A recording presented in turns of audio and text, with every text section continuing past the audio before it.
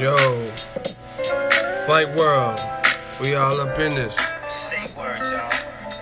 We back up in it. Yes, yes, yes. EGO, yes. Boxingego, yes. Boxing fans. Heavyweight division, we working.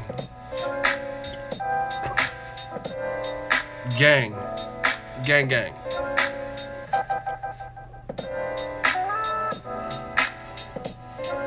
Yo, man, this stream was giving me issue trying to start it up, so hopefully we can get through a clear stream with no issues. Get a hater some tissues. Yeah, I'm in Brooklyn right now. Like literal, I was just at the, if you go to my Instagram story, I was just by the Barclays. Say words, y'all.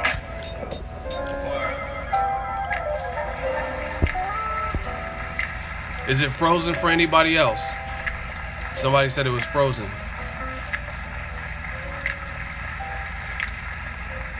Oh, the hat's coming soon, baby. Nobody else. See, I don't know. This shit tripping.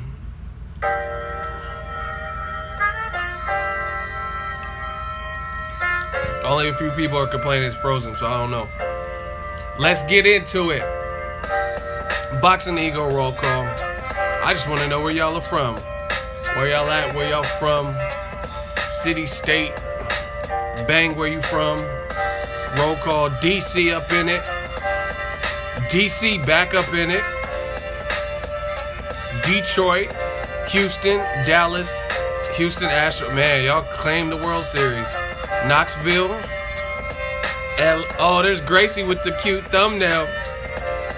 CT, Vegas, Yuba City, Houston. Damn, H-Town all of a sudden want to come and brag. I see you, Texas.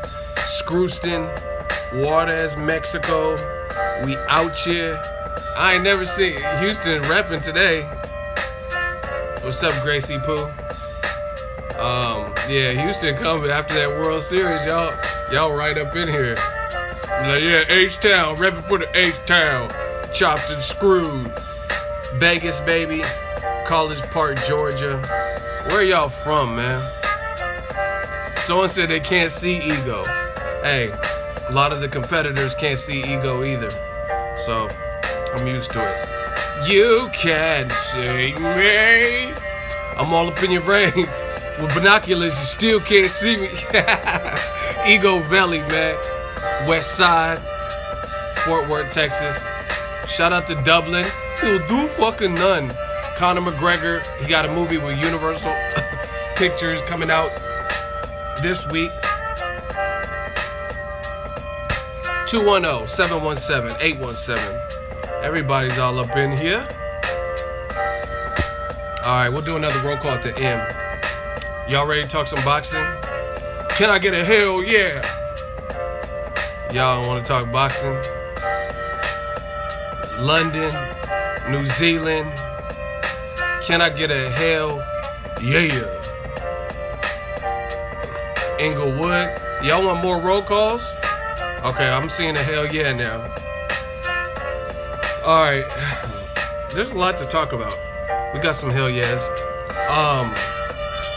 Shout out to, hey, I didn't give you, I'm gonna tell y'all, I didn't go to the press conference because I didn't, basically I didn't feel like it.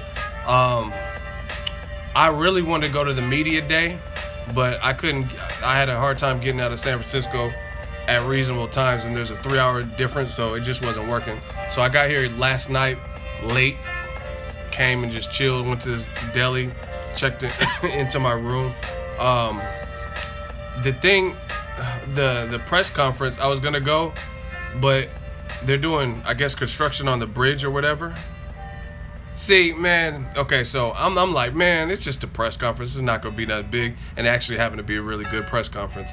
But the real reason I didn't go is my hotel's by the Barclays or whatever, and they're doing construction or some shit on the bridge. So that shit was gonna take like an hour to get there, because New York, it's about 8 miles away, but it's gonna take a fucking hour.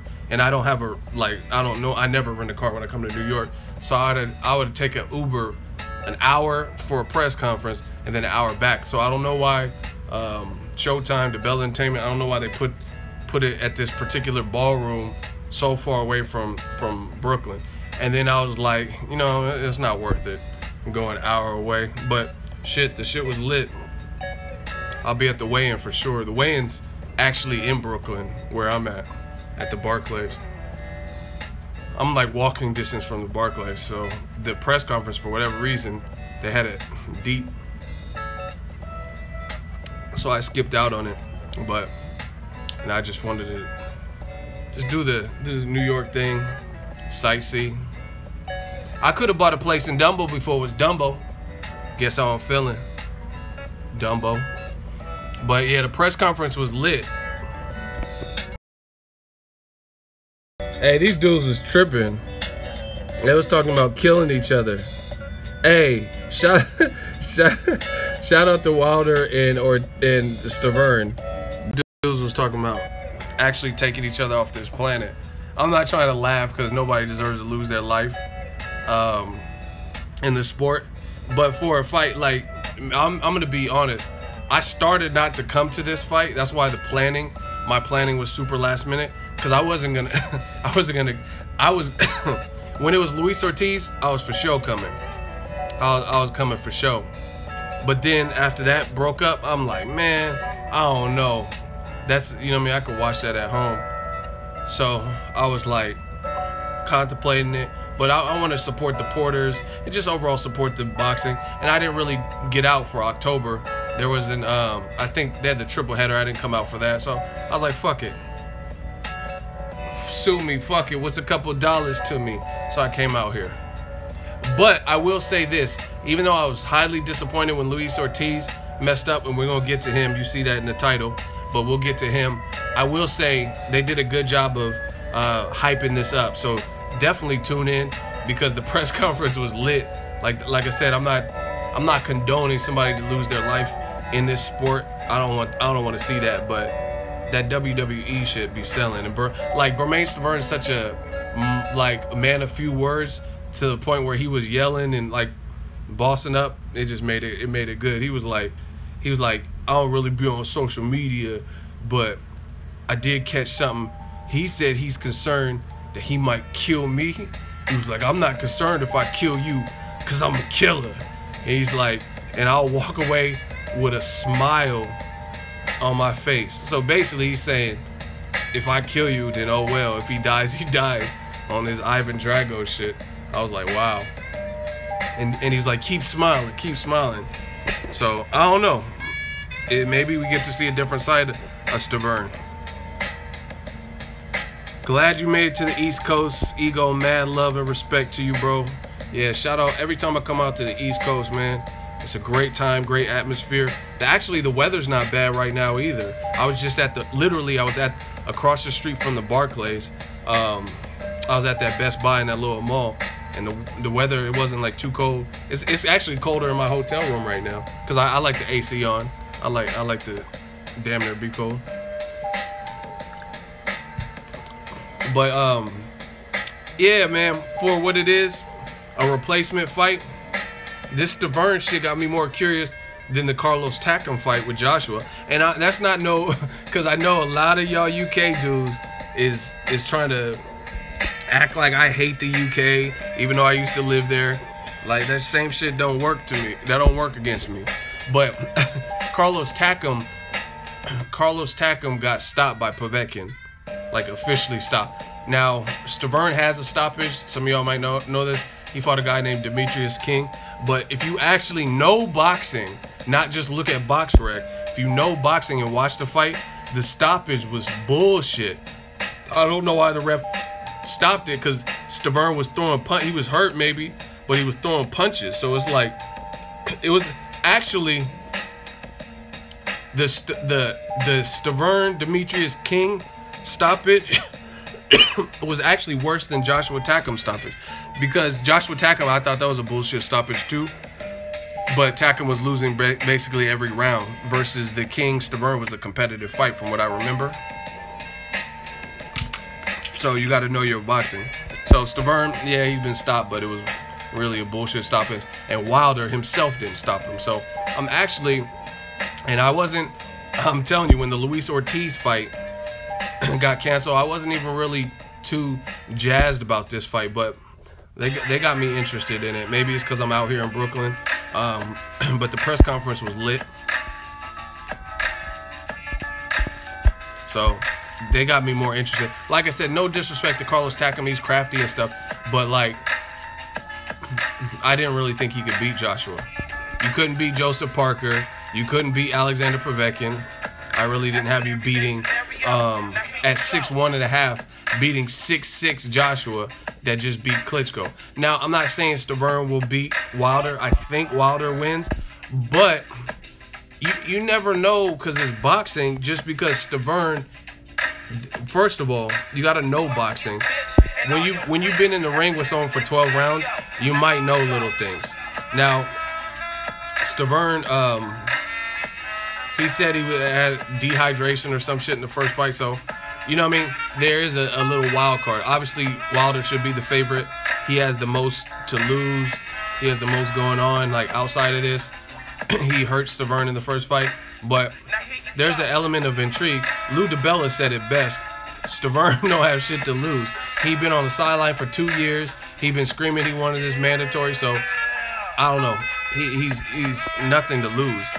He's slick. Trains at the Mayweather gym. He's powerful. The short height disparity is not as bad as Joshua Takam. So I'm interested. Plus, it's a solid card. You got ever since like Crawford moved up, he said he's moving up to 47. So I'm trying to see what Sergey Lipinets, what he's talking about. Regis Prograis, it's not on this card, but Regis Prograis is supposed to fight Postal. So I need to see who's popping at 140 now. You know what I mean? Those might be opponents for Broner, something like that. So Mikey Garcia too. That could be future opponent for him. So I'm just trying to see what he's talking about. Amanda Serrano's pretty entertaining. Who else on there? Dominic Brazil, Eric Molina. That should be solid. I don't think the winner of that is the person to beat at heavyweight or anything, but shit, it can establish who can fight Gerald Miller next or Gerald Washington or something. You know what I'm saying? So I'm good with that. It's a solid card. That's why I'm out here repping. But I like that WWE shit. It looked like Wilder's brother or some shit ran up on Stiverne while he's on the mic, and Stiverne started getting buck with him. It looked like they was about to be fighting. And Don King, old ass, with that James Brown Rocky IV Made in America bedazzled Pookie before he went to the Carter denim jean jacket, only in America looking shit. He was tripping, but it made it entertaining because he was like, "Ooh, tell him." He kept ad-libbing. He kept ad-libbing every time Stiverne would say something. He was throwing little stuff. Don King is an Uncle Tom. Definitely. I heard he compared Stiverne winning to Donald Trump. Like, wow. I don't know if the Russians are going to be able to help Stiverne like the Russians helped Donald Trump. But anyway, without getting too political, talk to him. Hey, Don King was like, I'm not up on it as much, but I used to really be up on that battle rap shit. And Don King is like a cool ass hype man. Talk to him. Like, you know, when they start getting to their punches. Like, I'll run up on you with the cannon. I start blamming. Talk to him. Like, oh shit. Don King was in that peanut gallery zone where he just kept saying, "Ooh, talk to him." You know, they be grabbing on the person's collar. Oh, and do it. I'll be on my battle rap shit. I'll run up on Wilder wild style. Hit him with the chopper. Bow, bow. Like, oh shit. Talk to him.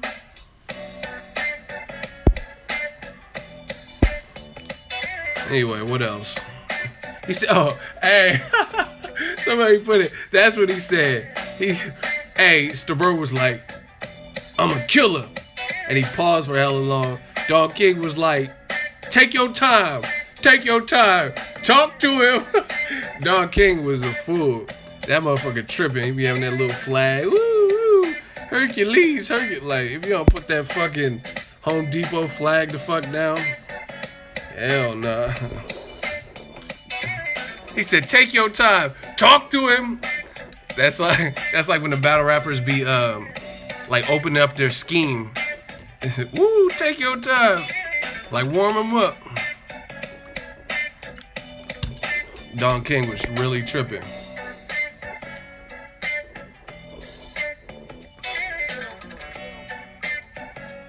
You overlooking us to fight Joshua. That's gonna cost you, bruh.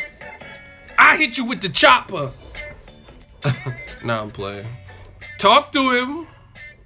Blam, blam. You a dead man fucking with a dread head. That's how Cassidy would spit it. You a dead man. I shoot you in your headband. Talking to a dread head, I clap. Talk to him. That shit was funny to me. I don't know if that was funny to anybody else. He said, take your time. Talk to him. Woo! Like Don King, if you don't stop with your one stable ass fighter, that motherfucker got one fighter left. Yeah, he done robbed Mike Tyson. Hey, so there's an old interview. He done robbed the fuck out of. Literally, Don King he really be robbing motherfuckers. Chavez, Felix, Tito Trinidad, damn near broke and shit. Who else? Who else did he have? Ricardo Mayorga, I think. That motherfucker went through everybody's pocket. But anyway, watch this old, go to YouTube. Mike Tyson, I think he had like a windbreaker jumpsuit.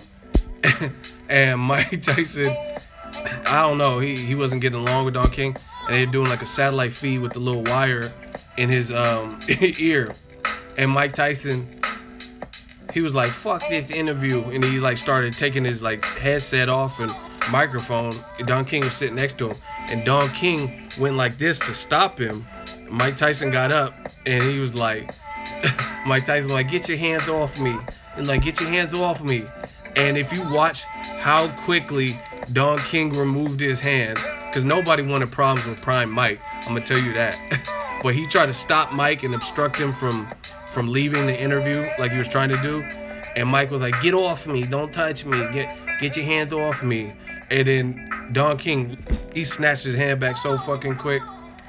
Oh, let me see if I can find it. That shit was so fun. Only in America.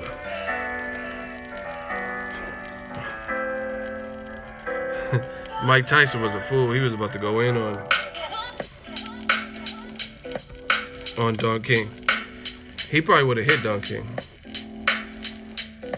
Oh shit, did I find it that quick? Hold on. Man, I'm getting good at this shit. Hit the like button, you fucking bastards. We got 121 people and 40 likes. Y'all some bastards. Get your hands off me. Hit the like button, you fucking bastard. You rat piece of shit. This shit is so funny. Get off me. Like the video.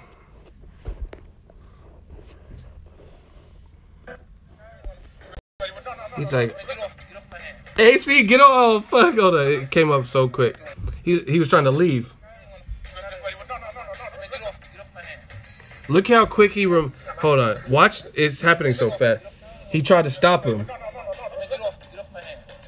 He said, get off me. Get off my hand. Hey, he listened to that command from fucking Tyson. Hell no. He said,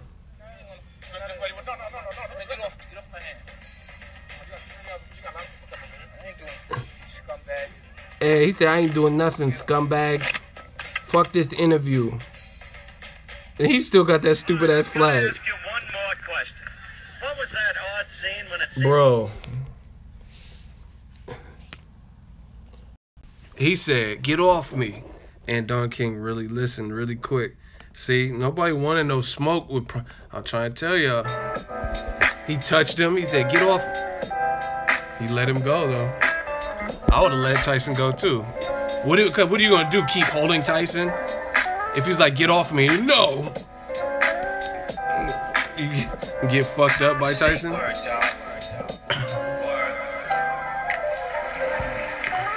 Mike Tyson is literally my role model. I think that's why I'm fucked up.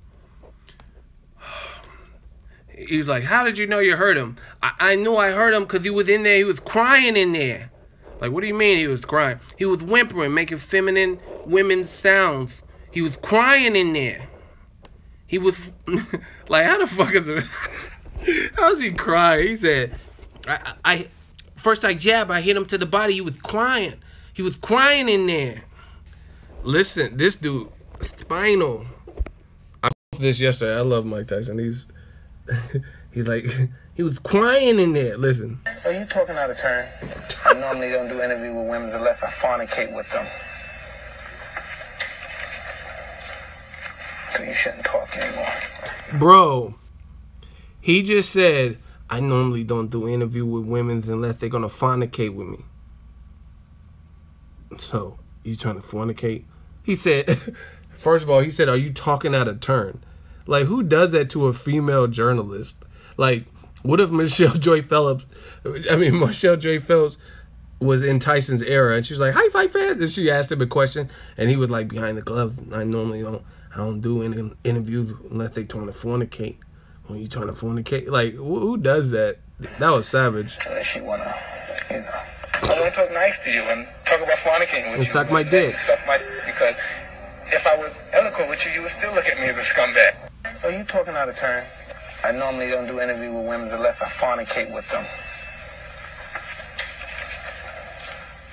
So you shouldn't talk anymore. He said you should. He said you shouldn't talk unless you talk about fornicating with you. Wanna, you know. Because if I was eloquent with you, you would still look at. Okay, I'm gonna explain to y'all. This fucking zoom in got me dying of Mike Tyson. When the ESPN or whoever the fuck filmed this, zoomed in on him and he's dead ass serious. Watch the zoom in. Listen on the first clip. Watch the zoom in. Get me as a scumbag. Are you talking out of turn? I normally don't do interviews with women unless I fornicate with them. Look at that zoom in. He's dead ass serious. So you shouldn't talk anymore. Look at that face. Hey, his eyebrows always look crazy as fuck. He said, I don't normally do women. I don't do interviews with women unless they try to fornicate. Who even says fornicate? Mike Tyson is a G. That's savage. I don't do it. Oh my gosh. Like, she can't even. He said, are you talking out of turn? You talking out of turn? I don't do interviews unless they try to fornicate. Like, Mike, you realize you just blackmailed the bitch into having sex with you to ask a question. That's basically what he said. And you guys know what fornicate means, right? So basically, you're not going to answer her question unless she fucks you. Harvey Weinstein, that's what's up. He said, I don't answer questions. I don't do interviews with women unless they trying to fornicate with me. Hey, Tyson is fucking savage, man. And that's what I aspire to be like, a fucking savage. He said he's gonna eat Lennox Lewis's kids. Like, who says that? I ain't never been so mad where I'm like, I'm gonna eat your fucking kids.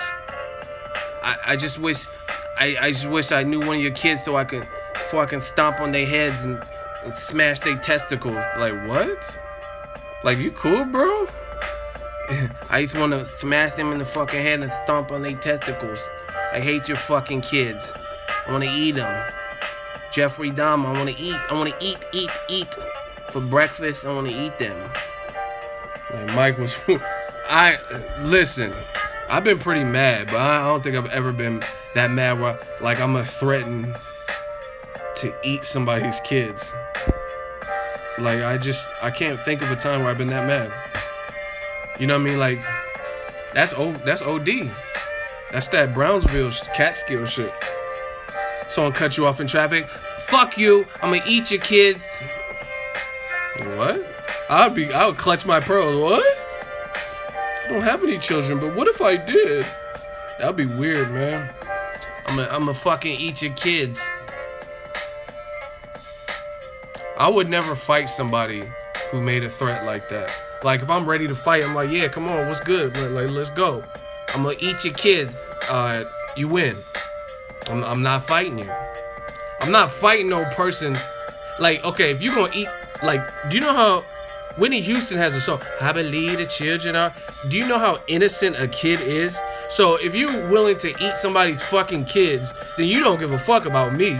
I'm a grown man. So if you're willing to do that to a kid and eat them, like, you know what I'm saying? Like the witch from Hansel and Gretel, then I know you don't give a fuck about me or no regard for my life. If you want to eat a fucking kid, you know what I mean? What the fuck? You the big bad wolf? Literally? Hell no. I ain't fucking with nobody that's about to eat no kids. I don't care if it's despicable. I want to eat them. Let me babysit. Like, bro, stop it. Yo, you so right, though. I know I'm right. Listen, I am not fighting nobody who has that type of threat.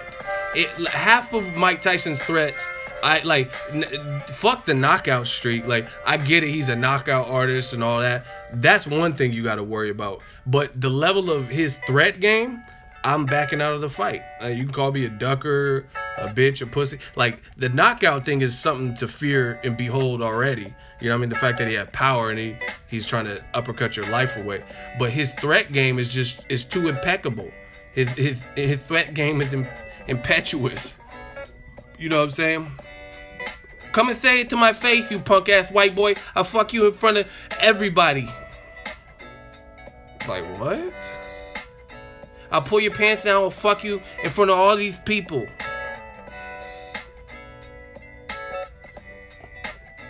He talking to me? Is he talking to me? Security? I'll be like, haha, Davis, guard! Guard! Hell nah, fuck that. Like, cause you said something he didn't like. Come say it to my face. Say it to my face, you punk ass white. I'm gonna fuck you in front of everybody. And he literally, if you watch, cause I studied Tyson. If you watch him, he meant the shit cause he did his hand like that. He didn't just say, I'm like, say it to my face, I'm gonna fuck you in front. Like, it's also, to me, like, you know what I'm saying? I used to be in acting and stuff.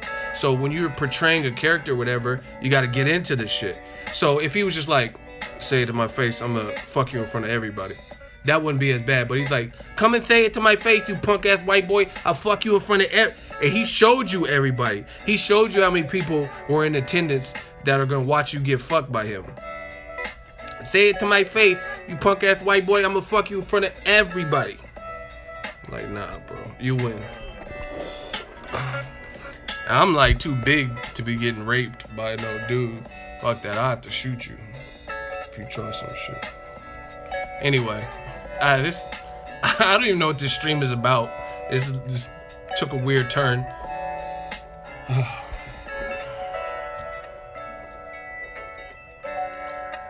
I know that's how he pointed. That's how I studied Tyson. Come and say it to my face, you fucking white. Fucking, like, he showed you who's gonna witness, who's gonna be like. And see, listen, I'm not even trying to be too deep on no rape shit. Pause. But if you like, I analyze what people say. Listen, remember how I say, listen to what they say then and now. Aside from the pantomimes and the gestures and stuff, listen. I know people, like, I'm not trying to act like a tough guy, but I'm from the Bay Area. I know some people that know people that been in some shit. I got people that are, like, you know what I'm saying? They tucked away for a good while. Now, one thing about people that I know that were, you know what I mean, into slanging or whatever, the whole goal is not to get caught. You know what I'm saying? Like, so they're in jail or prison or whatever. The intent wasn't to get caught. You know what I mean? So if you're at a press conference and you threaten to rape someone and then you actually do it, then to me, that's witnesses. So you don't really give a fuck. Because if you're doing it in front of, that's like 40 witnesses that can all snitch and rat on you. So you really don't, you're not tripping. He was in the zone, man. Yeah, I'm on oxycodone and I'm on all this stuff to keep me from fucking killing y'all. Like, wow. Mike Tyson is the king of threats because his threats win the fight before the fight. Because like I said, I ain't fighting no motherfucker gonna eat my kids and try to rape me. If I lose it, if you lose, you get raped. Those are, I gamble at the casino, but I'm not gambling with something like that. Anyway, let's talk about some boxing. Y'all talking about, oh, Ego, he's the new Harvey Weinstein. All he talks about is rape on his channel.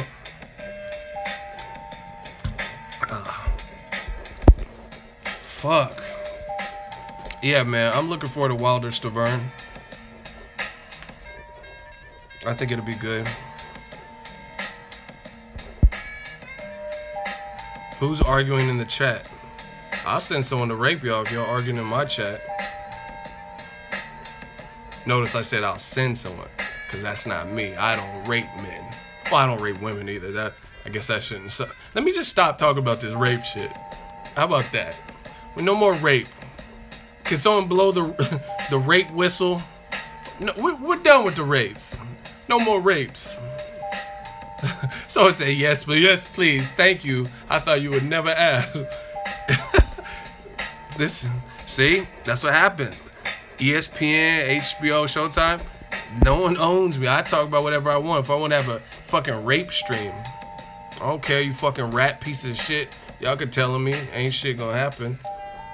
See, that's why you should be your own boss. You can you can talk about whatever you want to talk about. You want to talk about Tyson? I want to eat. He's no Alexander. Man said rape stream. Man's not hot. The man's not hot. Wilder should win more convincingly. We'll see. Stiverne got something to say, or at least today he did. He has something to say about it. So we'll see. We'll see. Yeah, I mean, and the thing is, the heavyweight division. I look at it like this: if Eric Molina was able to hurt Wilder, if Stiverne connects, he can hurt Wilder.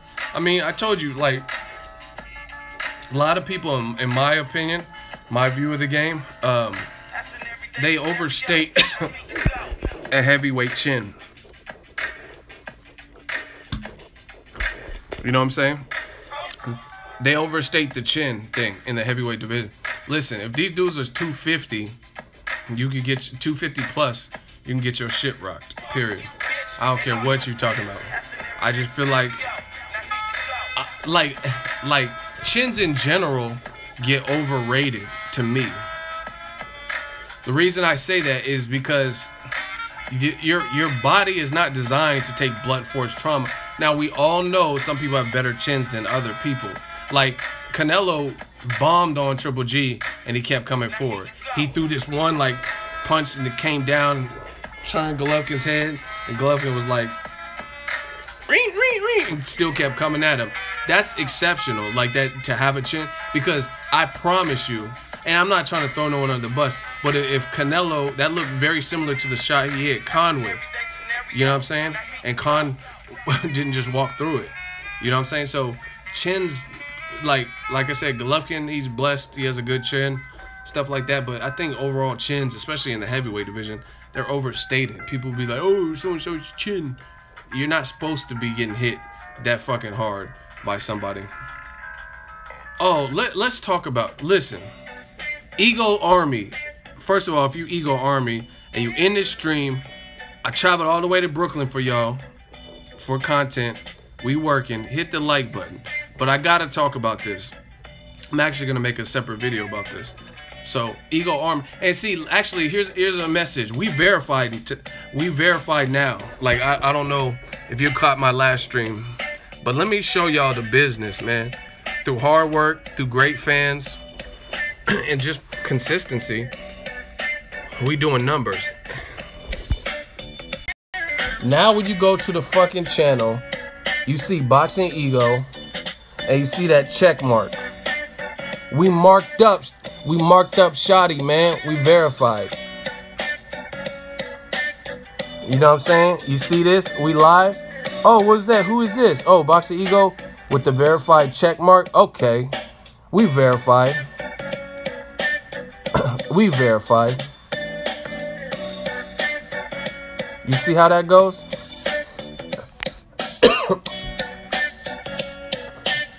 So let's get it cracking, man, for the Ego Army one time. Right? We verified.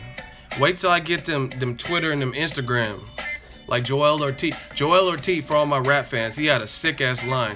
He said I blew checks way before I was verified. That's dope.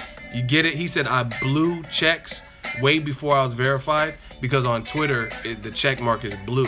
So blue, B-L-U-E or B-L-E-W.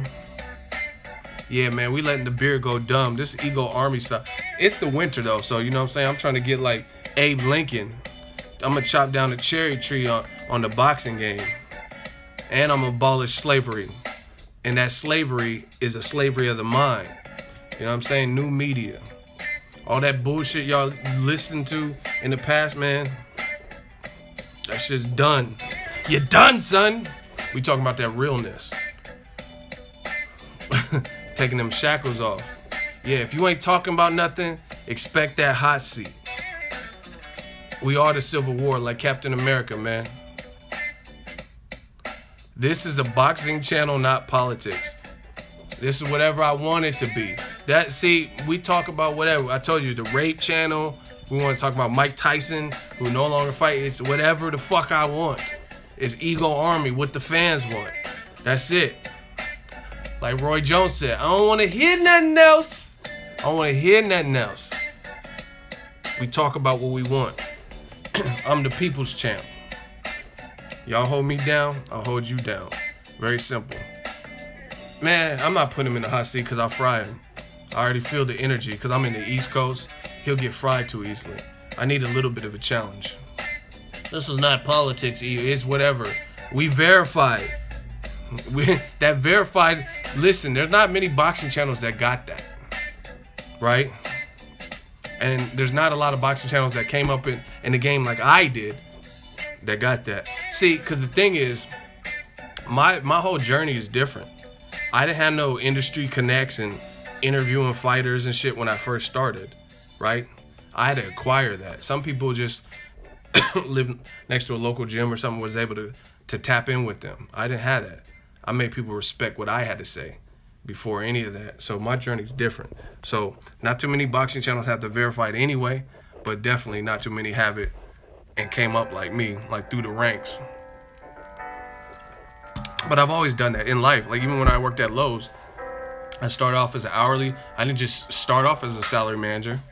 You know what I mean? I worked my way up. So when I actually became a salary manager underneath the store manager, right? I was running shit in that store because, and it's not coming from a place of boasting or being cocky. It's just because I have worked my way up. Shout out to the UK. I worked my way up from, so I was the peasant. I was on the lowest possible level, and then I moved up the ranks. So I knew I could mix paint. I could do this. I knew how to operate the machinery. A lot of people that just kind of got gifted their positions at Lowe's, they didn't know how to mix paint. They didn't know how to do that because they didn't earn their stripes like I did. But I started from a store level, so I was one of y'all. You know what I'm saying? Just a person on YouTube in this situation. When I was at Lowe's, I was one of, you know what I mean? So I understood. That's why the people on my team, they fucked with me because I treated them like how I remember good managers treated me. So it is what it is, man. Ego Army. We came through the game rough, rugged, and raw. Like Nas said, my first album had no famous guest appearances. The outcome, I'm crowned the best lyricist. Many years on this professional level. Why would you question who's better? Man, no famous guest appearances. And we still here. We still verified, baby. So let's keep it rocking. Now, what I need from Ego's Army, because I noticed some little things and I want to test something out. We trying to take over this YouTube shit, the whole YouTube stratosphere. So just keep the engagement up. Live streams, regular videos. Because I noticed, like, I seen a video and it had like 33 comments, but it had 95 likes or something like that. We need to get the comments up. Because if you're liking the video, then most people, I don't know, I just feel like if it has that many likes that fast, then people have something to say. So just type your little 2 cents, drop your comments, stuff like that, man. Man, Daryl said he's been here for 2 years. Who's evil? So just keep the engagement high, man, because we trying to take over. And the stronger Ego Army get, the more y'all see, because I always plan to produce. You know what I mean? I got stuff right. I can't even show y'all, but I got stuff on my computer right now for something I know you guys are like, and I'm not gonna say nothing because it's not my place to say anything right now. But we trying to give you high quality, trying to get to more events. I'm gonna try to get more of a team. You know what I'm saying? We about to really take over. So the best way you can help the channel is just keep that engagement high. You know what I mean? If we have 95 likes, then we should have close to it. Am I still doing music? I still write, but I haven't like really laid nothing down. But don't get it twisted. It's like riding a bike. Once you've been done, if you've done it for so long, you can still do it. But who's Evil Priest? What's he talking about? I'll show you evil if you talking crazy.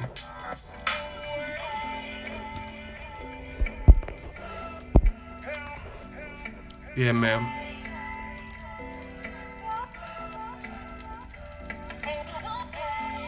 Who's Priest? I respect what you said. Man, I respect the fans. I respect boxing talk. Now, and see, the other thing, aside from like the engagement aspect, is like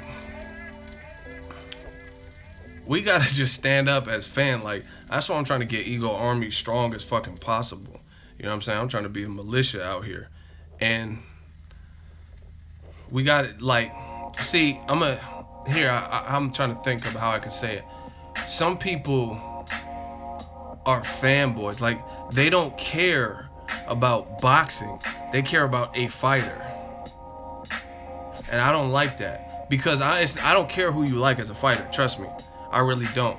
But when you prioritize, you don't care what's right for the sport. You just care about like coattailing like a fighter. That's not cool. Like I did a video. I should pull it up, new media style, so y'all can see. I'm not gonna waste too much time on it, but it stood out to me. Hold on. It stood out to me, and I didn't like it. Like I said, I don't care who y'all like as fight fans, but I did a video about Rigondeaux and what the WBA is doing to him, right?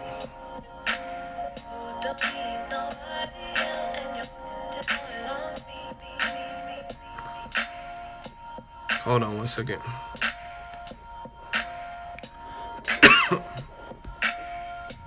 Where are my mods at?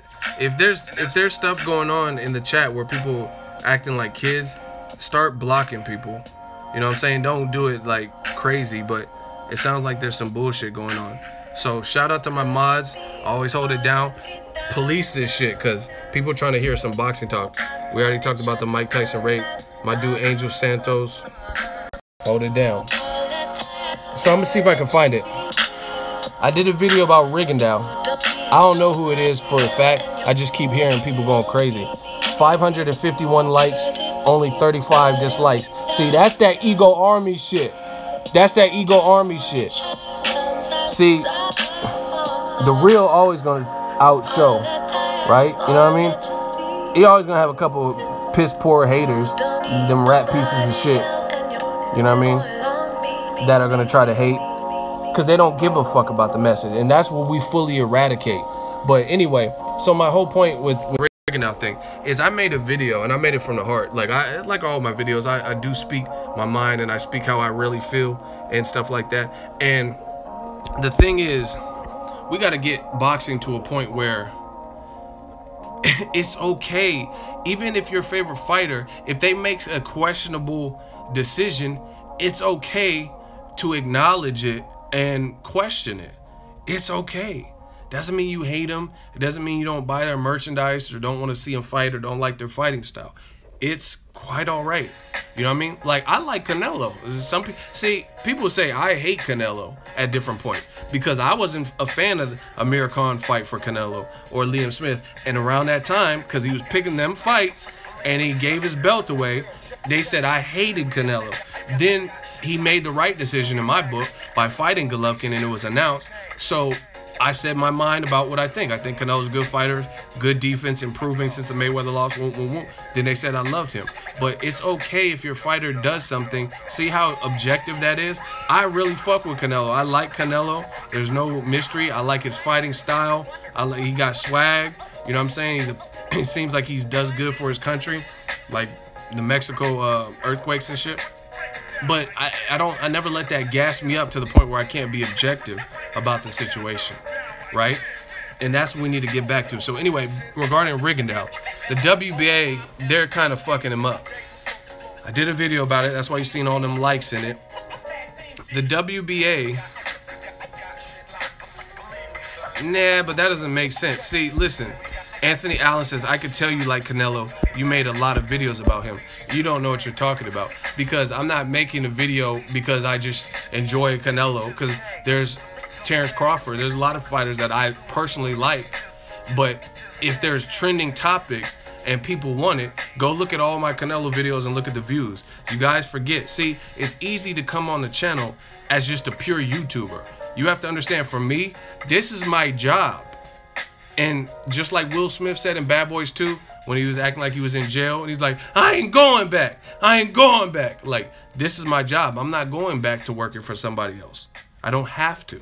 You know what I'm saying? So you have to make business decisions. If there's trending stuff that people want to talk about, a big, massive fight like Canelo versus Triple G, it's not my fault Canelo and his team gave me a lot to talk about. Therefore, you'll see an influx of Canelo videos.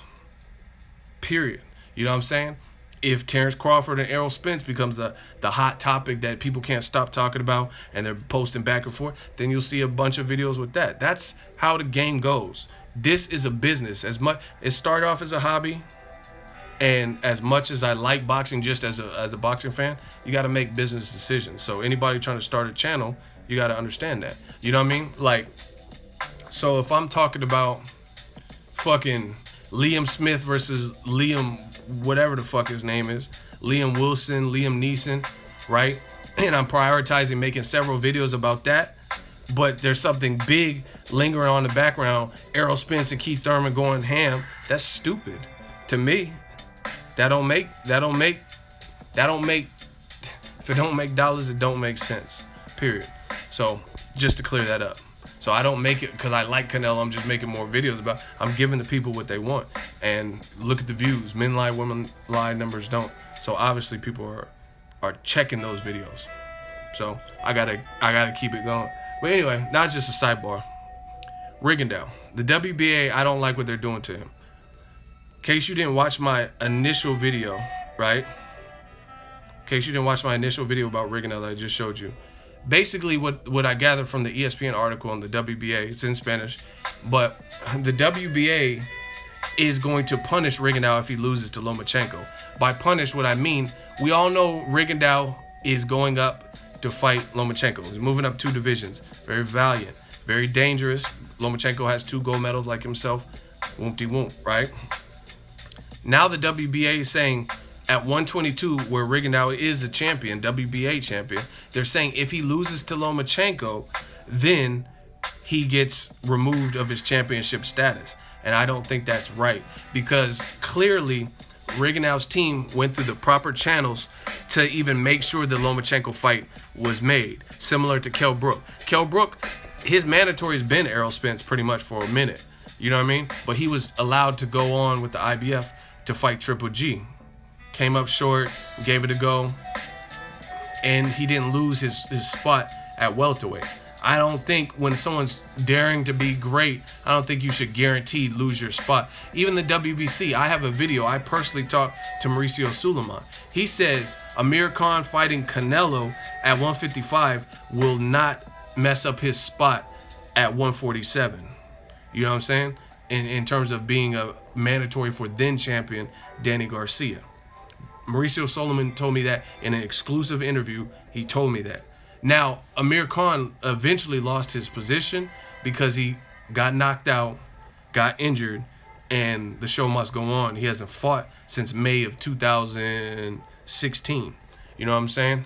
But it wasn't because he lost to Canelo. It's the fact that he lost by knockout and he's never came back and fought since. So he's been highly inactive. So, you know what I mean? The Shawn Porters and Danny Garcia lost. Shit happened from that time. But it wasn't a direct result as Canelo. Because if he fought in December of 2016, he probably would have kept his position. You know what I mean? If he had a comeback fight.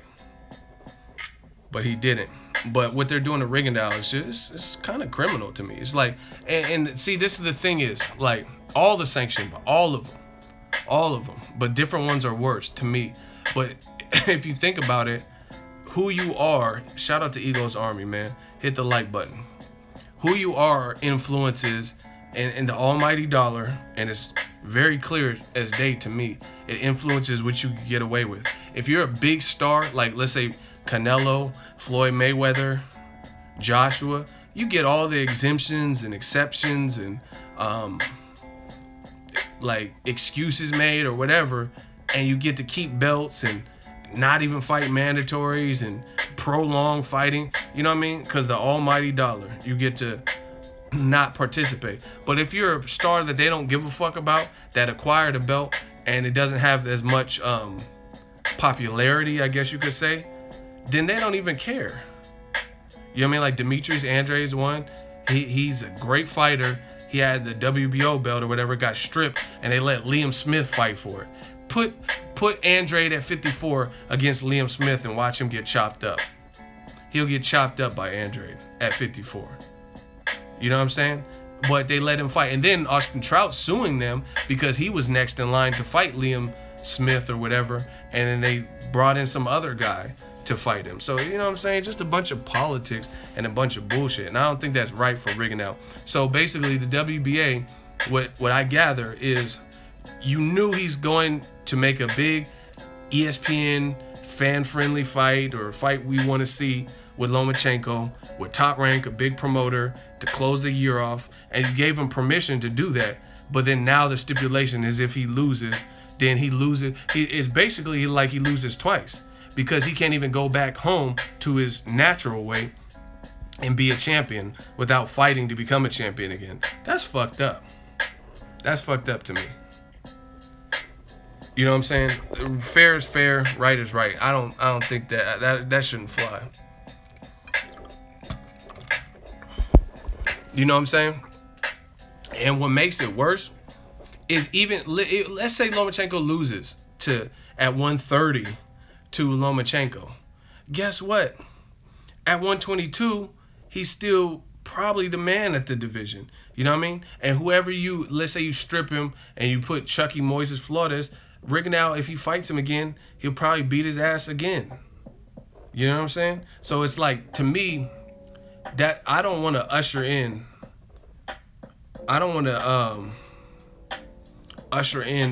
a bunch of fake championships. You know what I'm saying? Like, this is not WWE. Like, how can I respect Chucky Moises Flores if you strip Rigondeaux and then make Chucky Moises Flores fight fucking Raul Ramirez or some shit who just happens to be ranked that is not Rigondeaux, someone who's lesser than Rigondeaux, and then them two motherfuckers fight for a belt, and then that's the champion? You know what I mean? While Rigondeaux got stripped for daring to be... That's not right to me. To me, that's Raul Ramirez, LOL. I'm just saying whoever, like, what the fuck, whoever the fucking, because you know how sometimes people be ranked and you're like, who the fuck is that? It's like fucking LaTroy Jenkins. Like, who the fuck is that? I've never heard of LaTroy Jenkins. How the fuck is he ranked so high? You know what I'm saying? Because trust me, every sanction, not every, but sanctioning bodies be having some names, and like, I'm like, huh? Even like the dude, I mean, I'm gonna check him out this weekend, but Sergey Lipinets, who the fuck is that? Like, he was Terrence Crawford's mandatory, really? Who is he? What's he known for? Sergey Lipinets, hardcore rapper, but he's Lipinets. Like, who is that? You know what I mean? All these sanctioning bodies just have random names. I'm like, who is this person? How do they? Ivan Rodowski. Like, who is Ivan Rodowski? I don't know no goddamn Rodowski. Crazy, man. But yeah, they trying to fuck Rigondeaux up. So like I said, if he loses twice. Because he loses his position at 22, where you know he's probably still the man, even if Lomachenko beats him. You know what I mean? And that's fucked up. But anyway, I said that to, I know I got long-winded, but I said that to say this is, I did that video, and a lot of people understood and like, man, that's bullshit.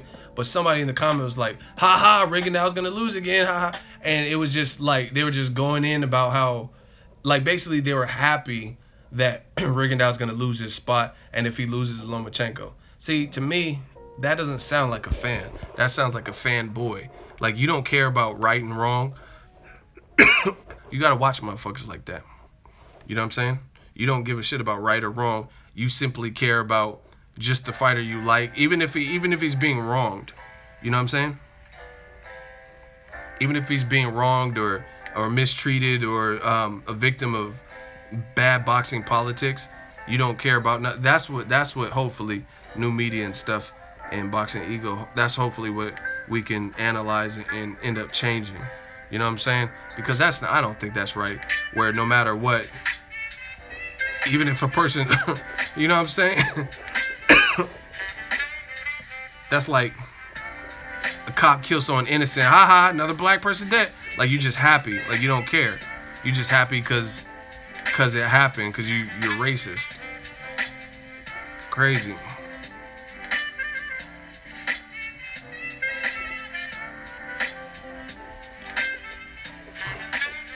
Rigondeaux will lose to Loma. We'll see. But let's talk about it.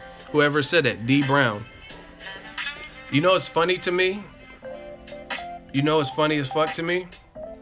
Notice how these fighters, listen, the fighters that, in my opinion, a lot of the fighters who Great White Hope-ish or guys who I feel are good fighters, but they get a lot of premature credit.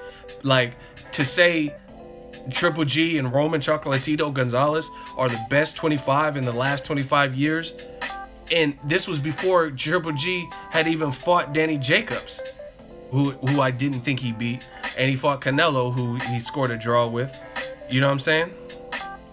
So my thing is this.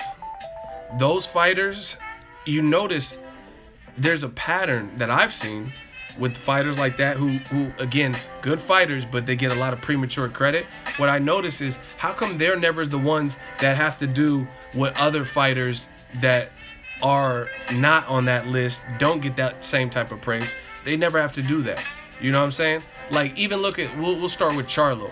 Jermell Charlo, he doesn't really get a lot of credit. That motherfucker just knocked out 2 back-to-back mandatories. Back-to-back, like Drake. Back-to-back. Impressively. Charles Hatley talked a lot of shit. I was there. I covered the fight. Charles Hatley was making it sound like he was coming in kill mode. You know what I mean? Knocked him out. He was ranked. Right? You look at same thing, Erickson Lubin. I picked Charlo to win, like you guys all know on my streams. I picked him to win, but the way Erickson Lubin was talking, I'm like, I can't miss this fight, just to see if I'm wrong. You know what I mean? And he got done worse, because he got knocked out quicker and equally brutally. Maybe even worse than Charles Hatley. I don't know. Those are both bad knockouts. But my point is, Jermell ain't getting full, like, credit, like, oh, he's the man. Some people are. Keep running your mouth, keep running your mouth, right? He's not getting a bunch of, he's the best 25 in the last 25. And I don't even think he should get that type of accolade. But I'm saying, they never talk about that. HBO is never saying, oh, Jermell Charlo, he's on the Gotti list, right? Right? They're not saying that type of bullshit, right? But he just took care of 2 mandatory. Now, Triple G, a person who criticized Canelo for, hey, no, he's a businessman, for taking business fights. His own trainers talk about, we're not fighting our mandatory Charlo unless we get forced to fight him. And then they're saying, oh, we'll go to Japan to fight Ryan Murata. Who's Ryan? What has he really done? Beat Hassan Indam after Peter Quillen when he was undefeated after David Lemieux? What has he really done? You know what I'm saying? But you're going to go to Japan for him. So that's what I'm saying. It's funny that a lot of the fighters that HBO and ESPN and Lampley and stuff put in this high regard, and in my opinion, kind of overly hype up or give a lot of premature credit to, how come they're not having to do this? Like Lomachenko. Rigondeaux is moving up 2 divisions. Lomachenko never moved up 2 divisions for somebody.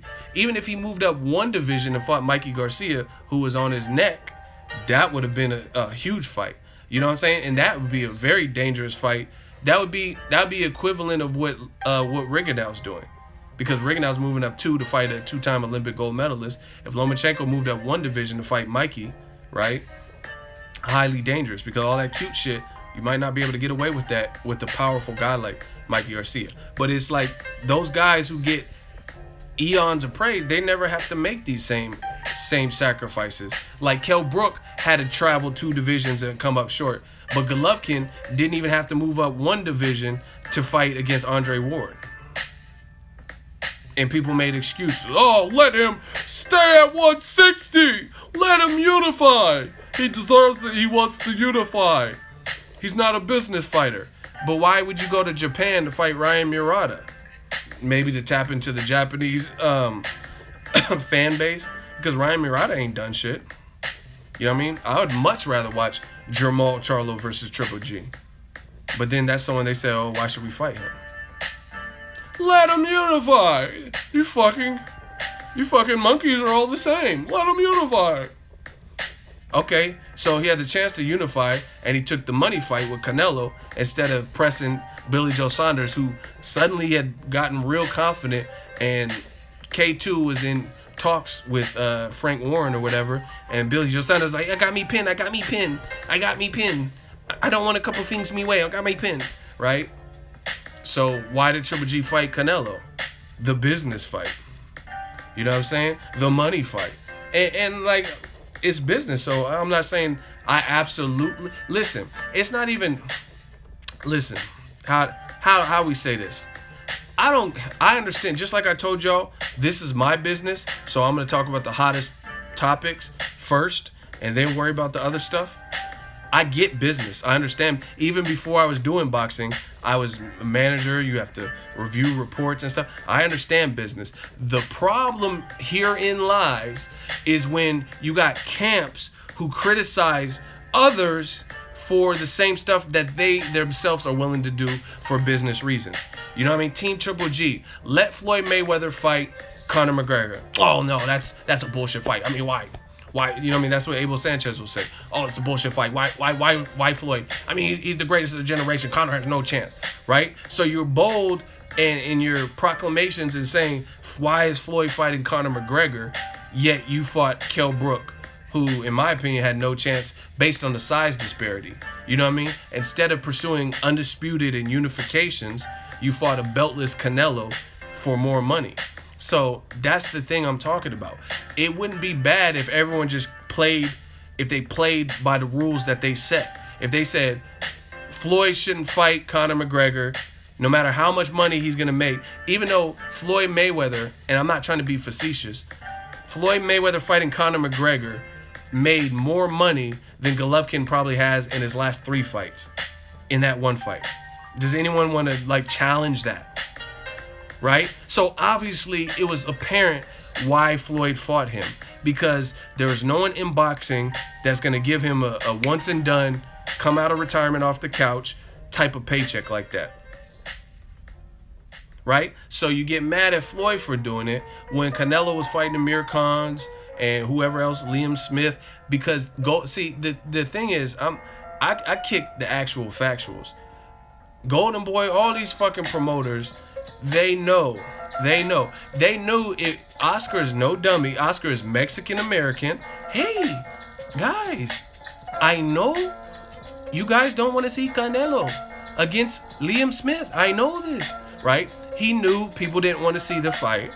right? Because you could go to any fucking chat room at the time. People say, oh, Canelo versus Andre's a good fight. The Charlo brothers are a good fight. Triple G's a good fight. Ain't nobody goddamn talking about Liam Smith. That is why Golden Boy staged the fight in a spot with a lot of Hispanics, namely the Mexican population, so they could capitalize on the Mexican dollar, who are some of boxing's greatest fans, and they'll shell out the cash just to support their own, and they'll shell out cash just for the event and just for the opportunity.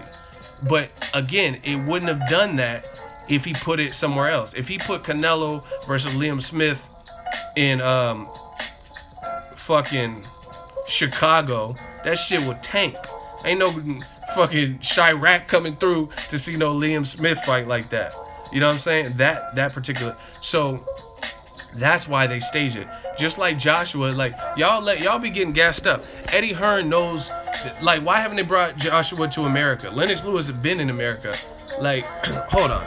I'm about to really boil y'all, cause y'all can't fuck with the kids. We gonna boil y'all real quick. I know what I'm saying is true, so I'm gonna boil y'all. New media, it's not just talking it, it's showing it. let me obey my thirst real quick, and I'm gonna boil y'all. Lennox Lewis, shout out to the Bod Man. Where's his pro career? All Hall of Famer for sure, whatever. Damn, Lennox. Okay, so we all know he's from the UK. Look at this shit. Listen, I didn't expect it like this. Hold on, let me turn this down. Y'all gotta hear me. Hold on, before I get into it, I need Ego's Army to say, let that bitch breathe. Say, let that bitch breathe, and I'm going in and I'm gonna show you what I'm talking about. All y'all have to do is say, let that bitch breathe. And then we gonna get into my point. And I'm gonna show y'all. Let that bitch, oh, we got one. Let that bitch breathe. Okay, let's go. My point is this. Lennox Lewis, we know where he comes from. His pro debut, right? He fought in London. Professional debut. His second fight, he fought a guy named Bruce Johnson, knocked him the fuck out, in New Jersey, United States, right? So his second fight, he's already in the U.S., you know what I mean? Then he went back to England, right? But my point is, then he fought in Canada, right? Of course, he's going to have a lot of fights in London, but you guys see, within his second pro fight, he already had made a name, or not made a name, but he had already made his presence in the United States. And you've seen one in Canada, right? Why hasn't Eddie Hearn brought Joshua 6'6" behemoth self to America? Why hasn't he brought him to Canada even? You know what I'm saying? To make him a crossover star. Because the way he's looking at it is like we're making good-ass recognition, or we're getting good-ass paychecks, good-ass turnout, and they're not really worried about the crossover shit at the moment. But Lennox Lewis, by his second pro fight, he's just like scrapping, you know what I'm saying? He's just in America. And that's what I'm telling you. And that's why Joshua, and this is no shade to Joshua, I fuck with Joshua, but his showtime, even though it's not during prime time, it's daytime hours, there's a lot. Klitschko versus Fury, Joshua versus Klitschko, those are all like that too. Kell Brook, that, you know, Joshua versus Takam did roughly around what Errol Spence and Kell Brook did. And neither one of them, no one is saying Kell Brook is Anthony Joshua's level. You know what I'm saying? So my point is, the promoters know. They know what they could do. And right now, Joshua's a hot commodity in the UK. He was selling at the O2 Arena. Now he's in stadiums. But that's why they're not venturing out. That's why they wouldn't bring Carlos Takam to Texas to fight Joshua, because they know that's not doing 70,000. So you You milk the consumer that is willing to pay for that just because they're loyal fans and they just want an opportunity. Like, when's the last time we had a fight in Wales with a big name? That's why they show up. You know what I mean? They just come because it's like, it's a boxing event in Wales. When is the last time we had a fight this big? So they're gonna come out. The whole demographic and the area is just overall smaller. You know what I mean? So these promoters know that stuff. They know little stuff. That's why I said Canelo Liam Smith, it conveniently happened in a spot that has one of the densest Mexican Hispanic populations in the US, which is Texas. Big, you know what I mean? Texas is a big size state.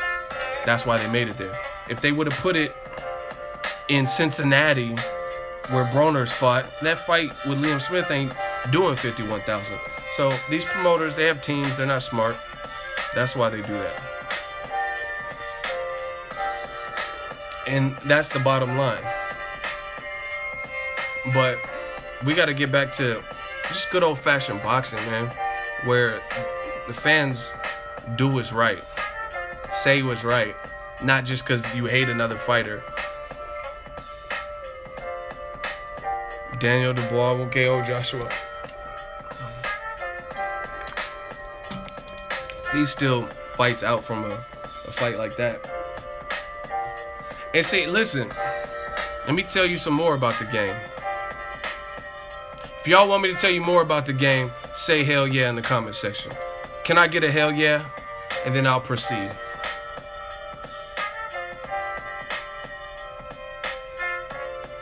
I'm gonna break down the game. Okay, y'all still with me. So, Eddie Hearn just did an interview with Sky Sports talking about the Tyson Fury fight is way bigger than Tyson Fury with Joshua, of course, is way bigger than Wilder Joshua. But I don't agree with that. You know what I'm saying? I really don't. And like, I don't agree with it for a certain.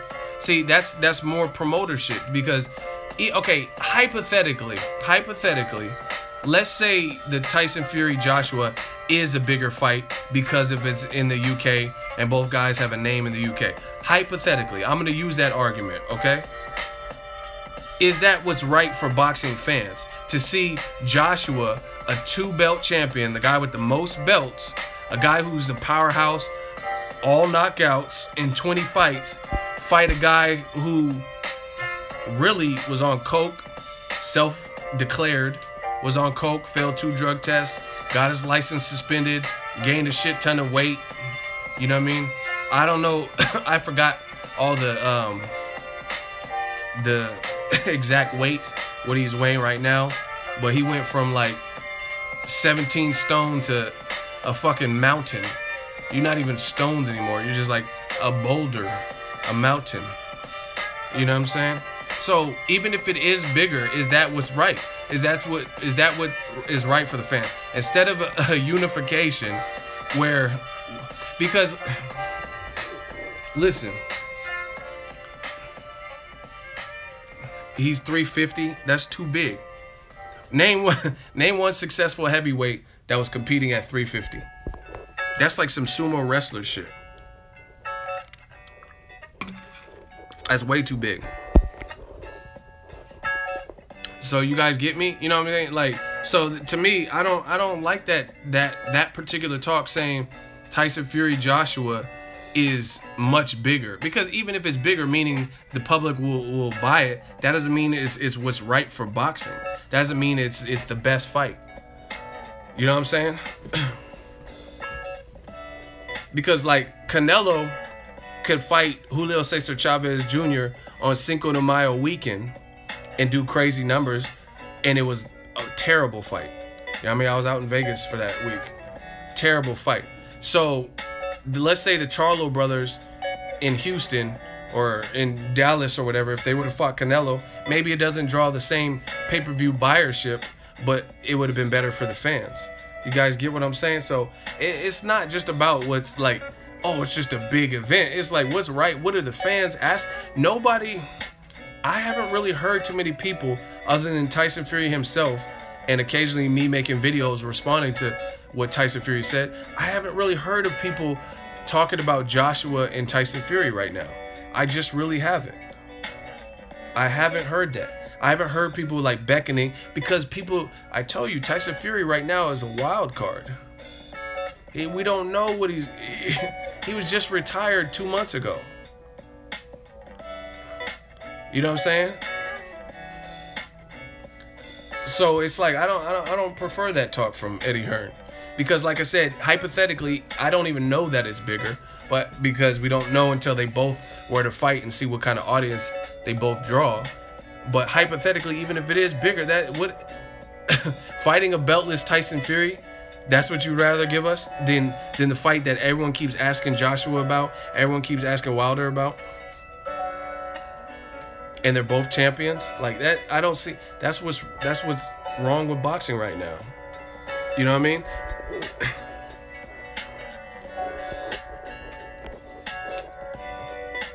And literally, listen. Let's say Fury versus Joshua is bigger. How much bigger? How much bigger do you guys think it would really be? How much bigger? Like, let's say Joshua Fury does 80,000 seats in the UK.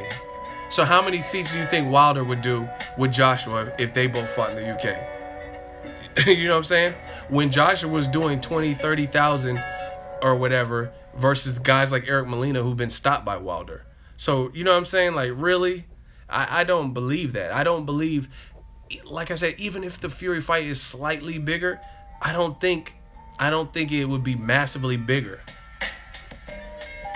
And to me, the fight is not bigger until Tyson Fury shows he's the same Tyson Fury. Period.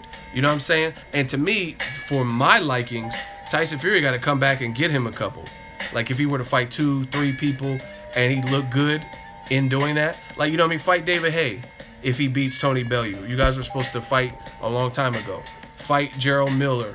You know what I'm saying? And if he looked good in those types of fights, then I can understand it. You know what I'm saying? They're talking about, like, or Alexander Povetkin, he's still allowed to fight somehow.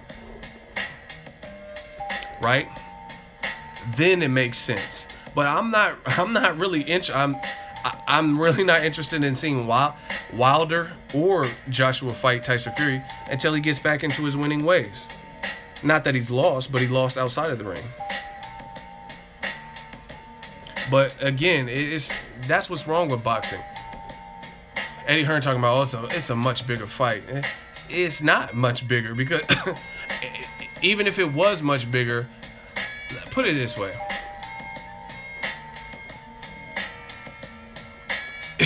How do you know it's much bigger if you ain't done it? You know what I'm saying? Like, and see, anyone could say it. Tell Eddie Hearn and Sky Sports and ESPN and all the big wigs, tell them to run a poll. Who would you like to see Joshua fight more? And see if more people pick Tyson Fury as is or Wilder. That's what they should do, because anyone could just say that. You know what? That's perfectly fair. That's perfectly fair. Run a poll on all major sites regarding boxing. If Tyson Fury right now is a bigger fight for Joshua, run a poll on Sky Sports and all them major websites, just so we know, like, there's no interference or anything like that just by putting it on one site. There's no collusion. Run a poll and we'll find out what the fans really want. You can, anyone can say it, but you know, to me, I feel like you don't really know unless you do it. How you know that? But anyway, even if it was slightly bigger, how much bigger? And aside from that, even if it is bigger, is that what's right? Is that what's right for boxing? Like I said, let's say Chavez Jr. start talking hellish shit about Canelo, and they said, oh, let's make a rematch. Maybe that fight could be bigger than Canelo versus Danny Jacobs. Maybe. You know what I mean? If you put it on the right, put it in Texas, put on another Mexican holiday. But which fight would you really rather see right now? Danny Jacobs versus Canelo? Or Chavez Jr.? You know what I'm saying? So you got to make it make sense And like I said, if Eddie Hearn's what he's saying is true, then why am I not hearing anybody really quest and request the Tyson Fury fight for Joshua? And see, like a lot of y'all UK dudes, y'all gotta understand. Just because two people are from that region doesn't automatically make that fight have that much more appeal. Just because UKers all know who he is. You know what I'm saying? Period. That doesn't mean that. Like, okay, UK fans, because at the end of the day, UK fans are just fans. Now, obviously, they know some of their own players a little bit more. You know what I mean? Guys that fight from their country. But if Joshua fights David Price, is that going to be a bigger fight than Gerald Miller? Just because David Price is from the UK? Right? Is it going to be a bigger fight than the Wilder fight? Just because David Price is from the UK? That's not really how it works. UK fans are just fans. What are you trying to catch me up into something crazy like conspiracy? Yeah, I'm saying they're just fans in terms of they're just fans like anybody else. Just because they're from the UK doesn't mean they're not boxing fans. So yeah, that's what I mean. UK fans are just fans. They're fans that want to see good fights. That's what I'm saying. So I don't believe that they're automatically going to get behind a fight just because two fighters are from England. You know what I mean? Now, there are times where that domestic fight is bigger. But like I said, why David Price? Who wants to see Joshua fight David Price? I'd much rather see Big Baby Miller versus Joshua. And that's an American versus a guy from England. Shout out to Tamika. But yeah, a lot of the fans from the UK that I've seen, they have this notion that just because people are domestic and from the UK, that automatically is going to be a bigger fight. and I have already disproved that, because listen, if you have two, like, let's say for the American fans, let's say you're a fan of both Americans, Errol Spence Jr. and Keith Thurman. When you see your own countrymen and two of your own countrymen face each other, you gotta pick. But if you see Errol Spence fight Kell Brook, then you don't gotta pick if you're riding for your country. Do you guys get what I'm saying? Because if Errol Spence fights Amir Khan, or if he fights Kell Brook, those are UK guys. So you know what I'm saying? If you want to be patriotic, you don't have to choose. But if Keith Thurman fights Errol Spence, or if Terrence Crawford fights Errol Spence, then now you got to choose. You got to choose between what American you want to rock with, because they both represent the same place. You guys get it? So Wilder versus Joshua would be a big fight, and all the UK can get behind Joshua if that's how they want to choose and pick who they're picking to win. Who got blocked? I don't get it.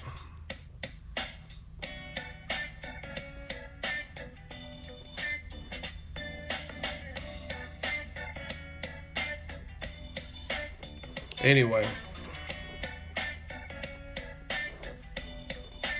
what's a bigger fight to casuals? You guys gotta listen. I'm not gonna let a promoter, trainer, or anybody else just steer me when I know what I'm talking about. You know what I'm saying? I know what I feel. I want to see, like, as a fan, fuck anything else. As a fan, I'd rather see Wilder Joshua Wilder.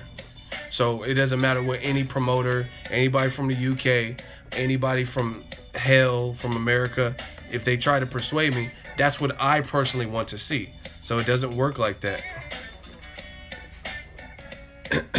And again, if what Eddie Hearn is saying, see, I'm gonna start exposing this bullshit more and more.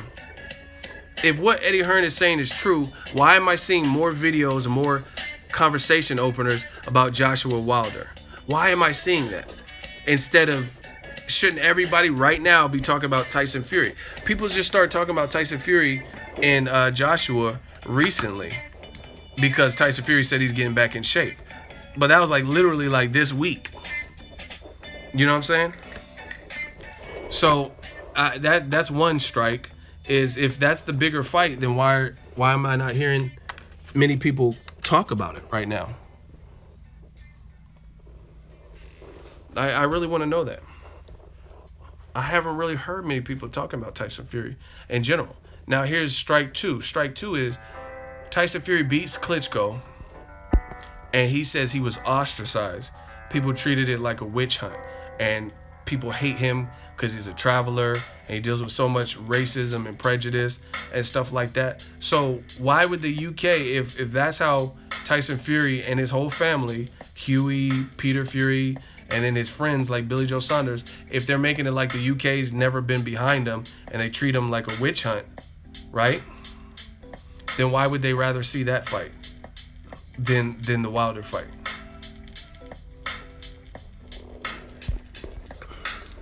I don't get that. Is it true Wilder's biggest fight purse is $900K? That's false. He made a... See, listen, y'all gotta get your facts straight. Somebody else try to... See, y'all just throw bullshit out there. You know what I'm saying? He got $1 million to fight Stiverne, and Stiverne got less money than him in the first fight. So I don't know where people made this up that Wilder's never seen $1 million before, when he got $1 million as a challenger to fight a champion, because he has better representation probably than Don King. So he made more than the champion in their first fight. Yeah, but see, that's the problem. Only what I've heard. Google is a very powerful tool. Research it. You know what I mean? Because people start spreading stuff like that. You know, oh, Wilder never made $1 million. Like, what PBC fighter with the name at a top level hasn't made probably $1 million or $1 million in 2 fights? You know what I mean? Danny Garcia, Keith Thurman, Robert Guerrero even. Do you guys understand when Danny Garcia, Google this, when Danny Garcia fought Robert Guerrero, which wasn't even like the craziest welterweight fight, Danny Garcia got almost $2 million and Robert Guerrero got like 1.25 or some shit like that. But basically they both got $1 million plus for that fight. And that was Guerrero versus Garcia. And that, you know what I'm saying? That wasn't like Errol Spence versus Thurman or something, you know what I'm saying? Like something that really shaped the division. And once again, like Ego Valley, like Tupac said, they're only here to cause confusion. Who gives a fuck what Wilder has, money-wise? You know what I'm saying? I can't spend Wilder's money. You know what I mean? So I really could care less about how much money he's making and how much money he's made. Like that stuff, what does it have to do with 2 champions unified? Because that's the type of excuses that is forever going to be excused. Because Keith Thurman made more money in his bigger fights with Shawn Porter and Danny Garcia than Errol Spence has. So for Keith Thurman, he'll never have to fight Errol Spence until Errol Spence tops what he's done. Do you guys get when you try to go tit for tat? If you try to go tit for tat with purses, then you give a reason for any fighter to duck. You know what I'm saying? And see, this is the fucked up part of the game. If that's the rule, then Floyd, all the people that say Floyd ducked this person and why didn't he fight Keith Thurman, why didn't he fight Lotta? Floyd done did it all. Floyd made more money than all these motherfuckers. He was making $32 million for Robert Guerrero. Keith Thurman to date in multiple fights ain't made $32 million in 4 fights. You know what I'm saying? So if that's the case, if that's the rule we're applying, then nobody should have ever been mad. If it's just about money and accomplishments, then nobody should have ever been mad at Floyd. But that's the bullshit y'all be on. And y'all do get mad at Floyd and like, oh, why is he fighting Berto instead of Keith Thurman? Why? Floyd did it all. He made more money than them motherfuckers. He's been on pay-per-view and some of them haven't. When's Keith Thurman headlined a pay-per-view? You know what I'm saying? When's Keith Thurman made $32 million guaranteed? When's Keith Thurman had multiple pay-per-views, 4 out of the top 5 of all time, and highest live gates and all that?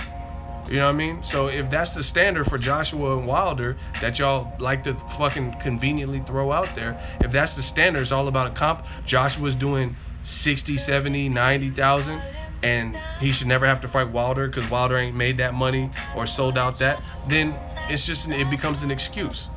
And you should never say anything about Floyd because Floyd done did it twice. He did that. He made all that. He's more recognized. More. How many times has Joshua been on the Forbes list for the highest paid athletes for the year? Floyd's done it multiple times. Floyd beat guys like Cristiano Ronaldo, who makes killer bread with his endorsements and his contract. But y'all be quick as fuck to say, oh, Floyd ducked this person, and why didn't he fight this guy? Why didn't he fight Andre? Why would he fight Andre? If we talking money, if we talking about what is name one time Andre's sold a fraction of what Floyd sold.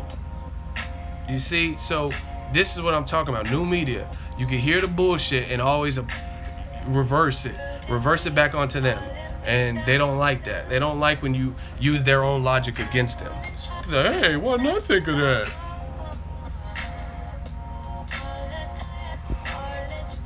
$5 super chat, Money gang. Ego, you're the scholar of boxing, bro. Thank you for the wisdom and always telling the truth. Wilder versus AJ, biggest fight out there, period. Exactly.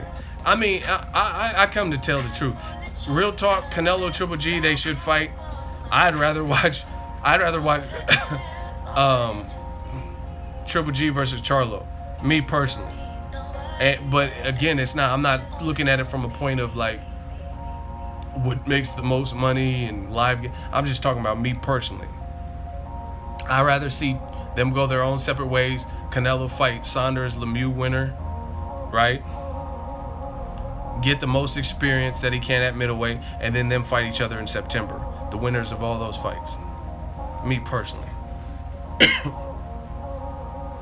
And I'm always a fan of immediate rematches, but I just feel like the rematch is not going anywhere, and you know what I'm saying, with that Adelaide Bird scorecard, I don't know. I don't know what is planned and what's like, you know what I'm saying, what people are trying to do. So I'm just going off of what I want to see as fights. Charlo stops Triple G, too big and strong. Fucking piston jab.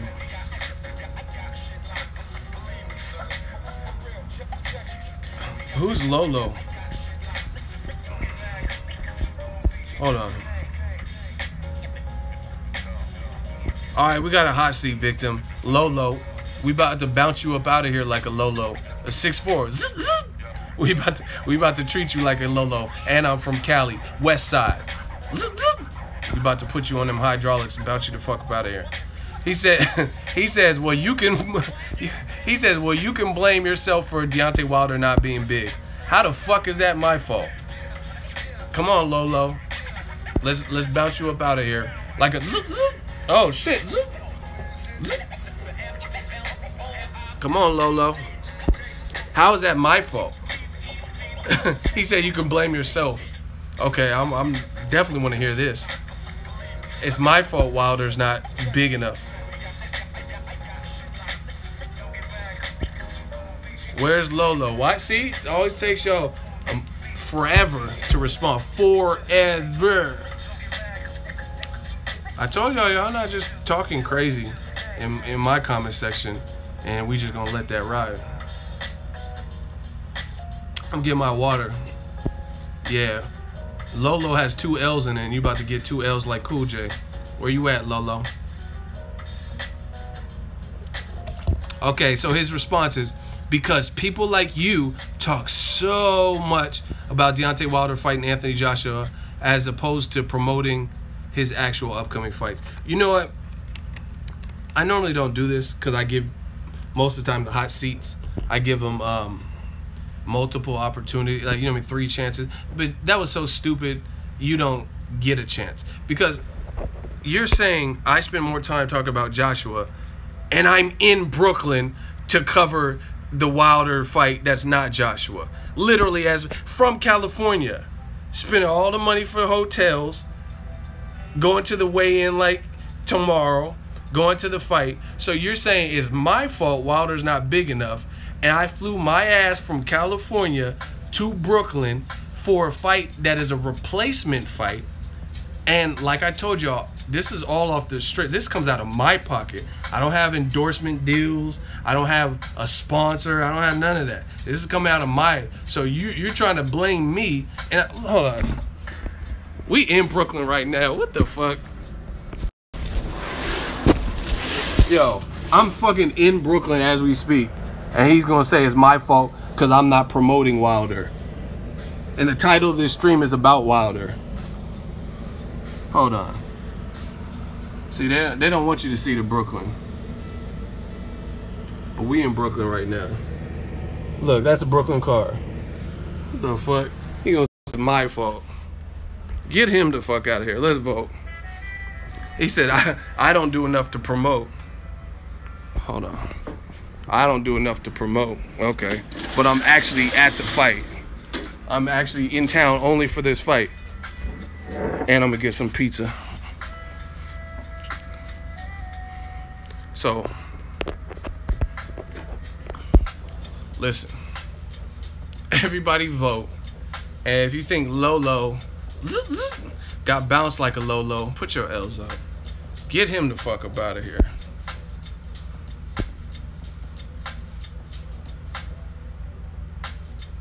Can't spell Lolo without the L. That's an easy L. You talking about I'm not promoting Wilder, but I'm at his fight. That's stupid. You see, that's what I'm saying. Shit, y'all don't even think about what y'all say. Bye-bye, Lolo. You're going to be feeling real low when you in your room by your fucking self with no boxing to talk about because your dumb ass got blocked up out of here. Can't spell Lolo without the 2 L's.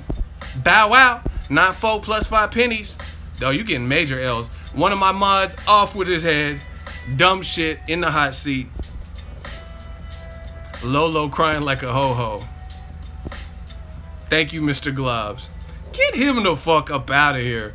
Yeah, man. You are not pulling the wool over Ego Army's eyes like that. He's saying, yeah, you spend more time talking about Wilder Joshua than promoting his own fight. But I came to Brooklyn for a substitute fight. I could have stayed at home and saved a lot of money because Brooklyn and Fight Week is not cheap. Hint, hint. You know what I'm saying?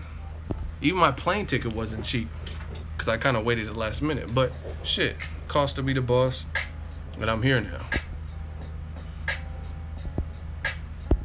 Get him the fuck up out of here. See, this shit is so fun with this hot seat because I just wait for craziness. You gonna blame me for Wilder, but I'm doing everything I can to promote good fights and stuff like that.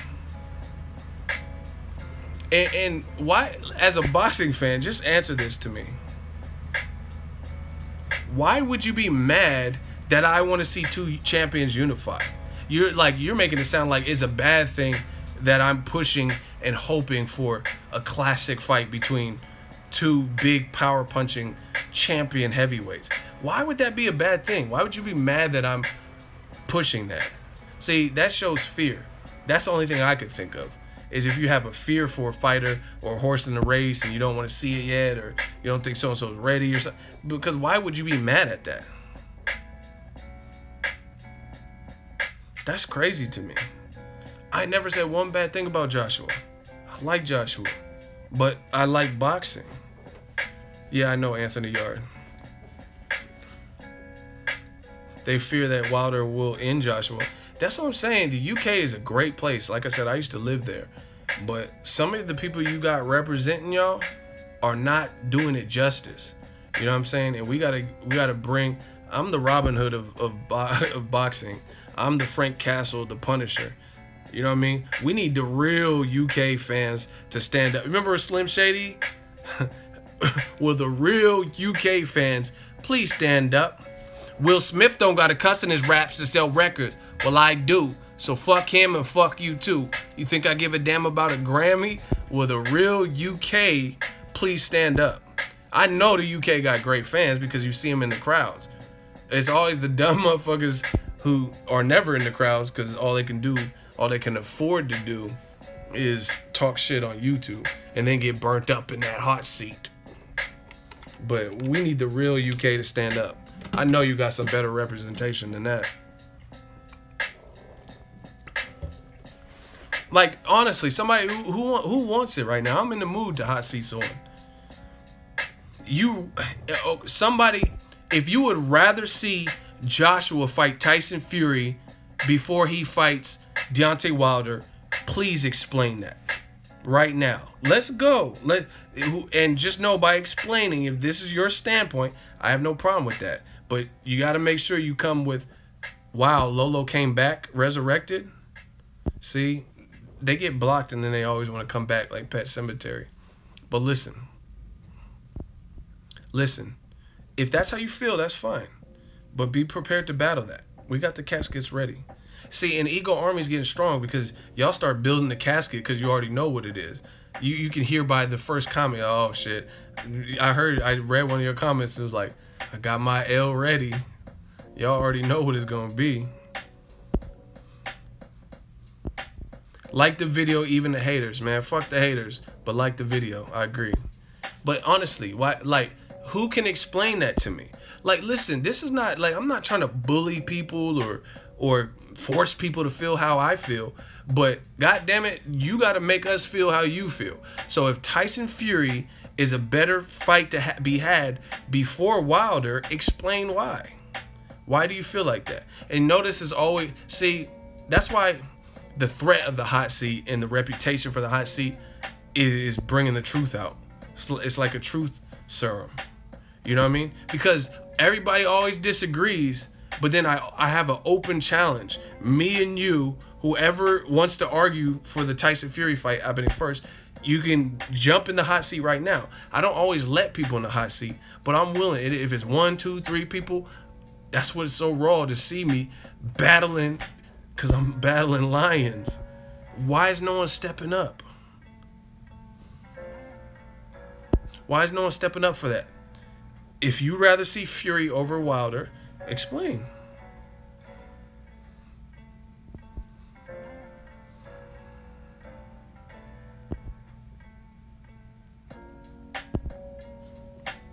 No one wants to accept the challenge. Pitiful. See, and that's how you know when it's some bullshit, because I'm never afraid to accept a challenge I know I can't lose. Who would be? If you know you got a good point.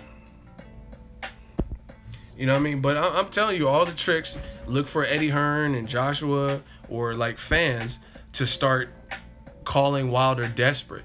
Since when is it like I don't agree with that. You know what I'm saying? I don't agree with desperate. Every champion should be desperate. Desperate to keep what you have.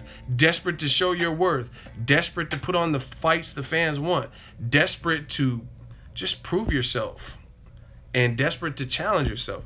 So, like, you know what I mean? I guess, yeah, he is desperate. But that's not a bad thing, the way they're spinning it. Oh, Wilder's desperate. That doesn't sound like a bad desperation to me. So, okay, let's say I open up a restaurant. I'm starting a new fucking Ego's Pizzeria, right? I start a restaurant. And I have a employee, and he was like, man, I just got laid off my job. I got a family, and I got rent. And I want to be the best employee here. I'll come in early. I'll work overtime. I'll mop the floors and sweep. I'll organize the pantry. I'll come in and pick up other people's shift.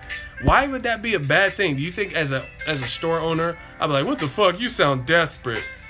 You sound like a crackhead. I wouldn't be mad. I'd be like, damn, that's a good ass employee. You know what I'm saying?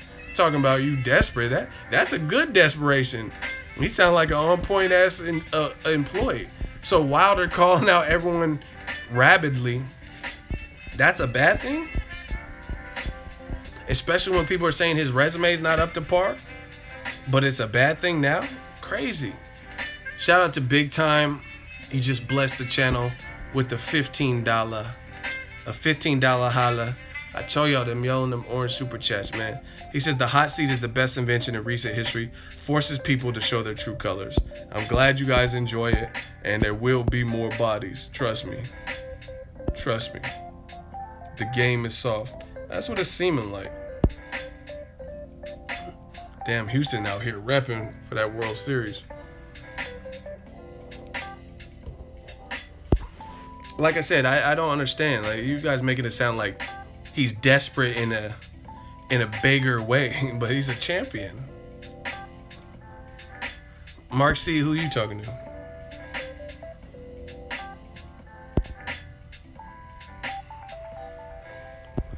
Who's Mark C talking to? What are you trying to battle? You sound like a clown. Come on, Pennywise. What are you trying to battle? He's like, yeah, battle me, bro. Okay, you trying to battle ego. We get it. Mark C, what do you battle? I'm not just blindly going into a battle. What if we agree? No clown? No, you're a clown. You're Pennywise. Come here, Georgie. Down here, they all float. What are you trying to battle? What are you trying to battle, Pennywise? The fact that y'all won a battle shows. Oh, fuck. Mark C got some, he got some balls now. He got some, what are you saying in the UK? He got stones. He says your comment on Wilder versus Fury. I never said nothing about Wilder versus Fury. But anyway, so okay, we got a hot seat victim. He wants to battle so bad. Come on, Mark C. So bring it. What's your opening argument? Come on, Pennywise. They all float down here, Georgie. Come on, Georgie. You'll float too. You'll float too. You'll float too. Come on, Mark C. You about to float too.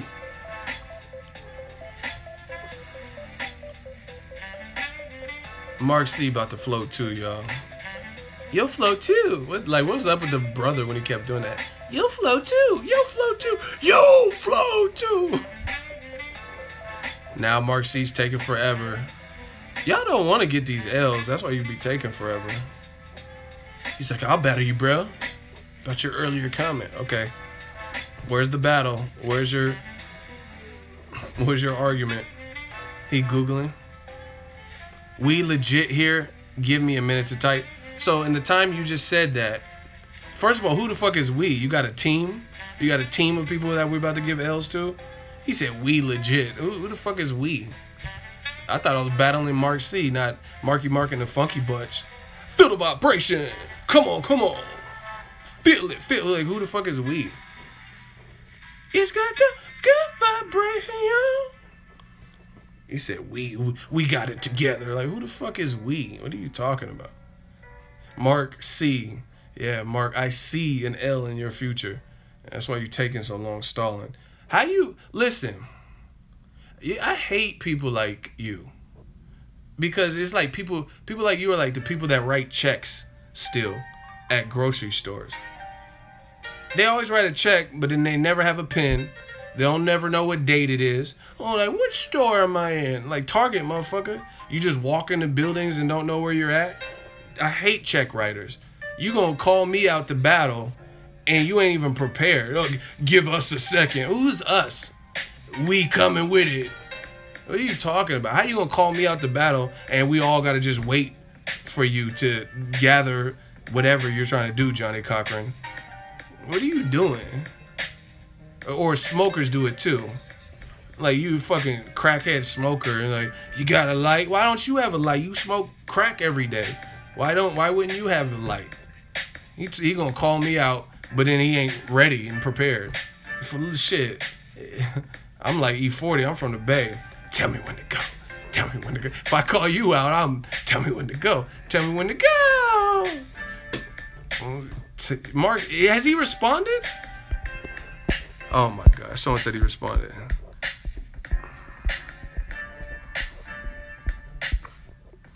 I think Tyson Fury would be an excellent building block for Wilder in building a mega fight for Joshua. That's it? That's your battle? So, listen. First of all, Joshua, I never said... I read your comment. It was horrible. Joshua versus Tyson Fury, it's alright. It's a cool fight. Tyson Fury is a good boxer. But my thing is, people keep throwing up these fronts.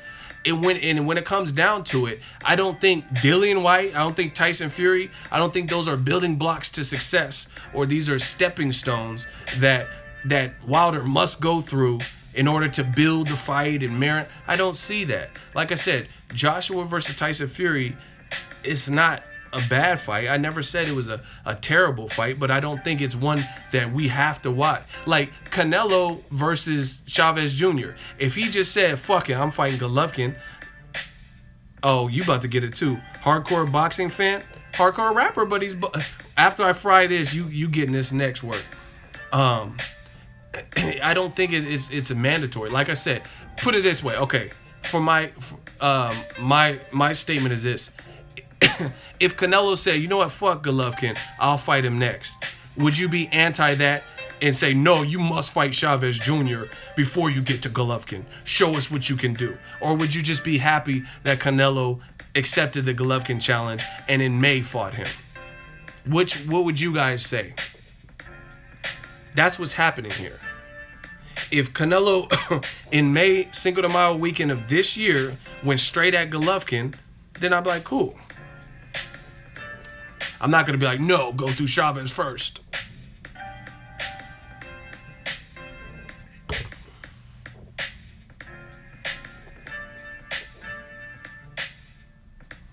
Y'all getting fucked up, man. And see, this is the thing is like, Tyson Fury, other than his name, is not really, he's not really offering, he has no belt. He gained a lot of weight. He hasn't fought since November 2015. He was on crack or cocaine or whatever he was doing, right? He was admittedly depressed, lost his hunger, retired, unretired, started losing weight, stopped losing weight, gained more weight, right? He drinks still, because I seen him in the picture with the fucking thing, and he looks sloshed. You know what I'm saying? So why does Joshua have to fight him right now? Why, like, how's that really, what is that really doing for the buildup? You know what I mean? When he has no belt, a beltless Tyson Fury that gained weight. Like I said, I wouldn't mind the fight if they fought, if I knew Tyson Fury was the same fighter, but I don't know that. It's a business. The goal is to make mega millions like Mayweather versus McGregor. Yeah, but Mayweather came off the couch and fought McGregor, so that's a terrible excuse. Mayweather didn't say, oh, let me get my feet wet, I'm going to fight Josecito Lopez. He went straight after McGregor, let him talk all that shit, and he stopped him. So where was the buildup? He came off the couch. So it's the best time for, like, literally, if Floyd would have came back and took a tune-up fight, then the Conor McGregor fight wouldn't have sold as great, because you'd be like, oh, fuck, he just beat up on Guerrero again or Josecito Lopez. You know what I'm saying? But the fact that part of the mystique and the selling point was, oh, he was retired, what if Father Time got to him? So Floyd went straight into that. He didn't fight a Tyson Fury equivalent. Same. Oh, Mark C. Please stop. Instead of Mark C, we should change your name to Mercy. That's what you should be screaming out. He said, same like Tyson Fury, 2-year layoff. Yeah, it's a big difference. When Floyd came back, he wasn't on crack cocaine or whatever. He wasn't doing his pookie. Oh, they keep calling me, man. They keep calling me. They keep calling. You know what I mean? To me, he had bad bitches, so he wasn't openly struggling with depression, right? He didn't gain a lot of weight. In fact, he didn't gain a lot of weight. People thought Floyd, they were saying he was on steroids because he was so chiseled in the comeback fight for Mayweather. They're like, oh, Floyd looks way bigger. You know what I'm saying? Ain't nobody accusing Tyson Fury of being on steroids right now. Nobody. Because he's out of shape. So why would you even compare Floyd's 2-year layoff versus Tyson Fury when Tyson Fury admitted to Rolling Stone that he was partying like a rock star? Partying like a rock star. You know what I'm saying? Floyd I don't even think to this day, I don't even know if Floyd drink. I think he drinks wine, but I don't think he drinks hard alcohol or nothing. Please stop. Man, don't ever call me out if you gonna come this week. You gotta respect I'm scared to comment. Nah, you about to get, let's vote. If Mark C battled himself out the hot seat, let me know. That's terrible. Those are all terrible. Terrible. What did Charles Barkley say? It's terrible. It's terrible. Put your L's up for Mark C. See, I don't even understand why. I didn't even know who you were. I don't even see why you would call me out with that weak of an argument. Crazy, man. Put your L's up. Mark C, got your L. Get your L. Alright. Should we...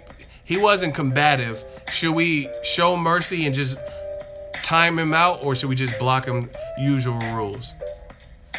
Y'all let me know. Mark C, is he get the regular treatment, or does he get the mercy treatment where he can come back? Just ban him or block him. Timeout. Damn, he said no mercy. Hurry up, because the comments I see. All right, one of my ads just put him in timeout. I see more mercies. You got the L. Don't get it twisted. Mark C put him in time. Okay, he was timed out. Yeah, why would you? You know what? I should have blocked him because he called me out. Don't call me out with that weak argument. Yeah, but it's a good building. Like, fighting a guy who was on drugs 2 years off the couch is a good building block. What does that prove? Joshua's been super active. He fought 2 times this year. He stopped every one of his opponents. He's always in shape. You know what I'm saying? What does him beating this version of Tyson Fury really prove? Tyson Fury admits that Joshua rocked him in sparring, and he had to like get on his shit. So, you know what I mean? An out of shape Tyson Fury can definitely get hurt when he admits. Go look at the interview. See, I know my shit. Y'all say, oh, you're biased and all that. I know my shit. You know what I mean? Tyson Fury said Joshua rocked his shit. Hold on.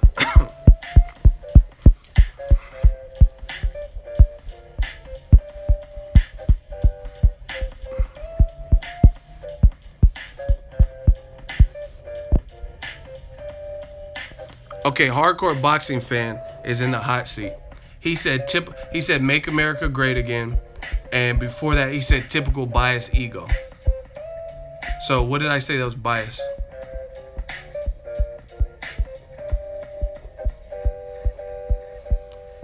I told you I was coming back for you. See, I don't forget. I'm like Jason Voorhees, and this is Camp Crystal Lake.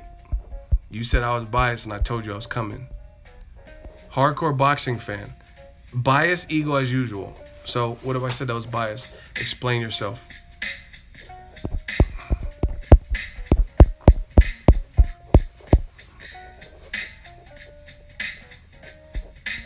Where's hardcore boxing fan? Why do you keep saying Eddie Hearn has to fight White to get to Josh? No, you're in the hot seat. You said I'm biased. We're not dealing with your bullshit. And you got one more response. You said I'm biased. What did I say it was biased? Hardcore boxing fan. I told you I was coming. I was coming. You thought I forgot. I didn't forget. Hell nah, I didn't forget. You said don't start a war unless I got my money right. I got my money right. So what am I so biased at? What did I say? Come get filleted. Come get filleted. Fillet. We're going to see if you're a hardcore boxing fan. You should be able to defend yourself. But you hardcore. You hard, right? I just answered your question. You purposely mistranslated what Hearn said. That's your bias, boy. Oh, boy, now, huh? Bro, your dumbass comment. You says, why do you keep saying Eddie Hearn says Wilder has to fight White to get Joshua? Bro, come get your L. You're an idiot. First of all, the only reason people have been talking about Deontay Wilder and Dillian White is because of who? Eddie Hearn. Joshua didn't bring it up. Wilder's baby mama didn't bring it up. Luda Bella. Nobody was talking about that. Yo, he's not getting a timeout because he was actually talking crazy. So this is a no mercy hot seat. The only reason we're talking about that is because of Eddie Hearn. He's like, oh, I'd like to make Wilder versus White at the O2 Arena. He has a venue. He has a date of February. He is the reason why we are talking about the Dillian White. That's why I keep saying that. Nobody was talking about Dillian White fighting and getting a shot other than Dillian White's promoter, Eddie Hearn. That's why I'm talking about it. That's not bias, you dumb fuck. That's not bias. That, like, he brought it up. So I'm biased because I'm referencing what he brought up. Okay, put it this way. He's getting his casket. Put it this way. Why is Eddie Hearn willing to pay $3 to $4 million that you guys were like, oh, Wilder didn't take $3 to $4 million? Why is he offering Wilder that much money to fight Dillian White? Why? When everyone wants to see Wilder Joshua. So why offer $4 million?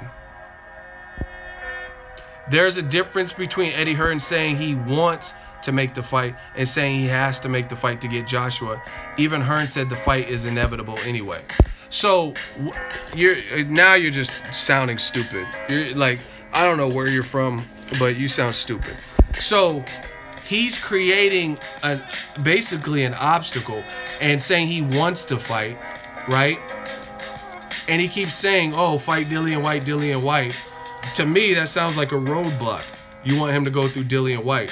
So you're trying to play semantics. Oh, there's a difference between him saying he wants to make the fight for $4 million and a difference between him saying he has to fight it. Really? Bottom line is this. He promotes Dillian White. Nobody was asking for, in America or in the UK that I've seen, nobody was asking for Wilder versus Dillian White until he brought that up. So it's clear it's a diversion. It's a tactic. It's someone you want him to have to go through pretty much to get Joshua. That's the moral of the story. Because if you didn't want him, why don't you say Joshua, or why don't you say Wilder, get past Stiverne and bring your ass in February and fight Joshua. Joshua, he'll be open to fight. Like, he should be good to fight in February. So why didn't, if Hearn wasn't throwing White out there as a diversion, then why doesn't he say, hey, I got a date for you in February, let's make it happen with Joshua? Why are we even talking about Dillian White?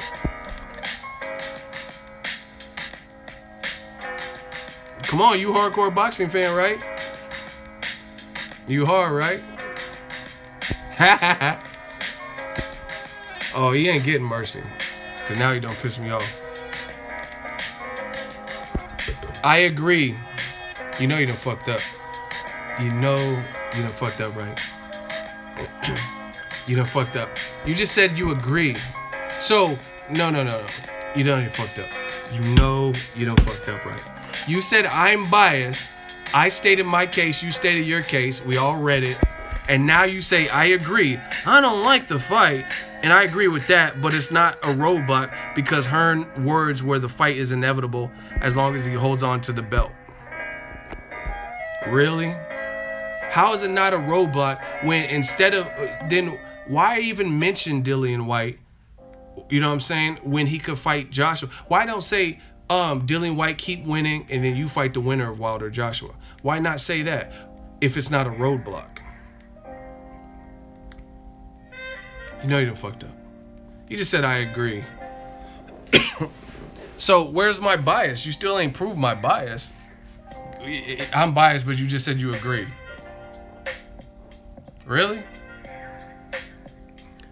You guys are terrible debaters. Don't come for me if you can't debate.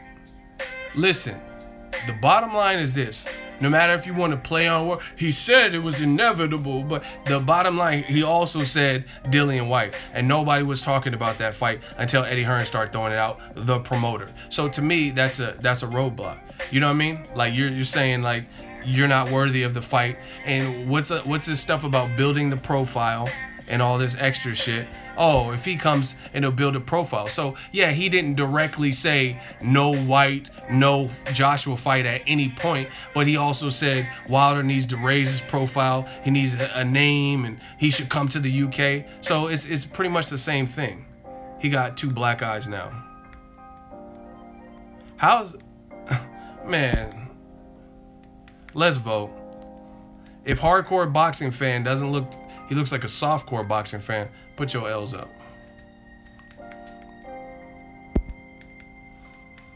Put your L's up. I'm biased, but you agreed with me.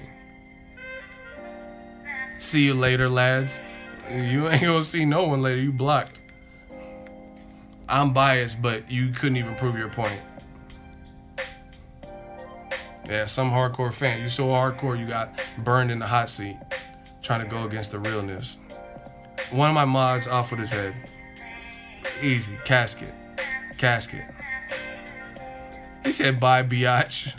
You looking like the biatch. That's why your eyes got blocked. Motherfucker choke. See, it's the choke house. Get your L, man. See, it's so fun. Like I said, I always say it. It's easier to just say the shit than it is to explain it. Like what if I just said, like, boxing fans are the devil? You know what I'm saying? And then nobody challenged me. Like, what do you mean by that? If I just say the shit, it's just a statement. But it's much harder for me to prove that boxing fans are the devil than it is to just say the shit. That's, you know what I mean? It's like you guys got Tourette's and shit. I used to date Rihanna. Like, anyone could say some crazy shit. Fuck potato. Like, what? Anyone could just say it. It don't mean nothing until you can actually support your claims. You guys don't understand that yet? Crazy. I'm biased, but you can't even talk your way out of the hot seat. I'm about to get something to eat. I'm in Brooklyn, man. It's been real. Weigh-in's coming tomorrow. I don't even want to leave, but I'm hungry. A man's got to do what a man's got to do. That was some easy-ass work, man. You're biased. Okay. Why am I biased today? See, that's what I'm saying, man. I always get called I'm racist, I'm biased, I'm gay, I'm a bitch. Like, I'm everything until it comes time to prove it.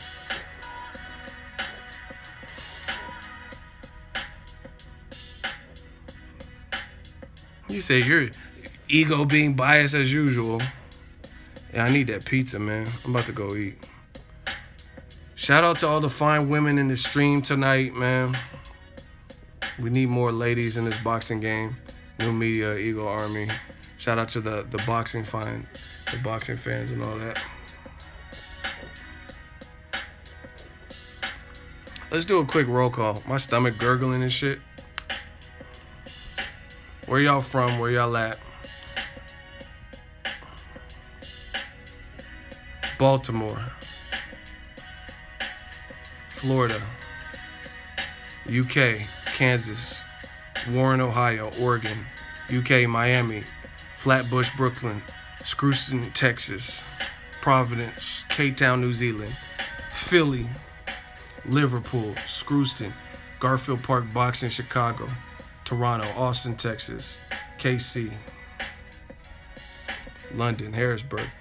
Hey, that Shawn Porter, I'm looking forward to that. That Granados, that's another reason. That's a good addition to this card, I feel. Granados is pretty tall, and he had a quality reach.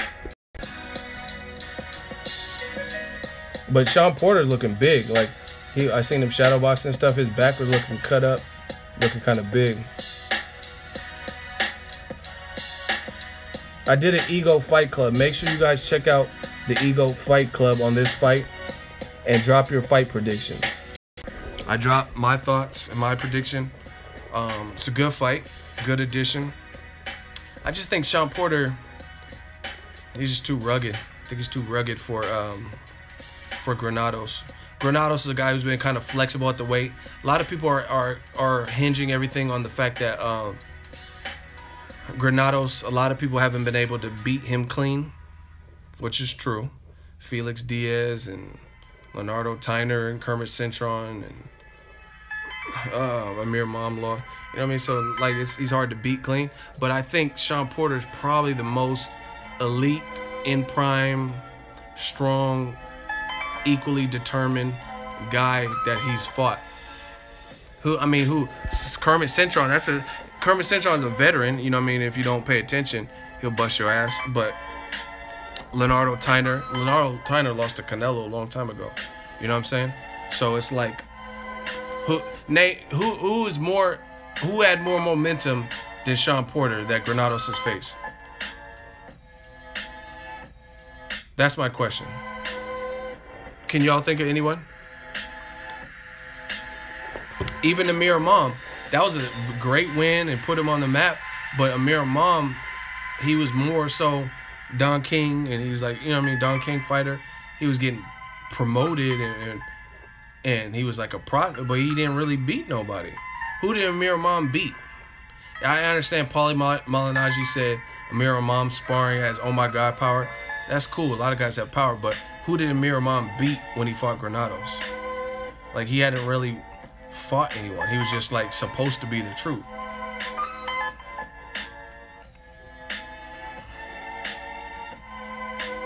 And see, another thing that I seen now was that I like Granados.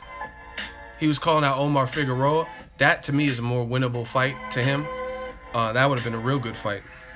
But the difference with Shawn Porter is, like, I think Shawn Porter knows what's at stake. You know what I mean? He's chasing big dogs. He didn't have to take this fight, so he knows what he's up against and stuff like that. So I just really see Shawn Porter just the dog mentality. What I seen in the Granados fight, and I covered that fight in Cincinnati, the Broner-Granados. Broner had a messed up hand and worked his way back into the fight. He had a fractured hand or whatever, hand was sore or whatever. And Granados started off very clean, but I thought Broner edged it in a close fight. I really did. I thought he edged it. Broner made some pretty good adjustments, and to me, Granados was consistently like trying, but he lacked something in the adjustment level in the Broner fight. So to me, versus Porter, you can't really do that. You can't do that. Porter makes you fight at his pace. You can't lack anything. Like, you know what I'm saying? You can't, like, oh, I need more time to figure out. Like, even, like, boxing fans, a lot of y'all motherfuckers is fake. A lot of people talk about Shawn Porter headbutt. No, they did it to Tim Bradley, too. Bradley, earlier in his career, right, they kept talking about headbutt Bradley and stuff. But if you look at a lot of Bradley's later fights, headbutts weren't really even a major issue. You know what I'm saying? The Berto fight, I was at that fight too, covered that fight. There were some headbutts. They were significant. I seen it. I seen Berto getting bothered and stuff like that. But nobody was even calling Shawn Porter Mr. Headbutt and all this extra shit. Nobody was calling him that before the Berto fight. But since that fight had a lot of headbutts and stuff and was like super rugged and like rough, now they're all of a sudden bringing that up. You know what I'm saying? But that's one fight. Maidana, for example, when he fought Floyd, he was fighting dirty as fuck in that first fight. I didn't even order the pizza, so it's not cold. But anyway, Maidana fought Floyd dirty as fuck. He knew he couldn't outbox him. But not every Maidana fight was that unruly or like not clean. You know what I'm saying? So I don't know. I don't think that Shawn Porter, a lot of his victories aren't that what the fuck is the word? A lot of them aren't that rough, that look like that. But anyway, even still, you got to fight through all that.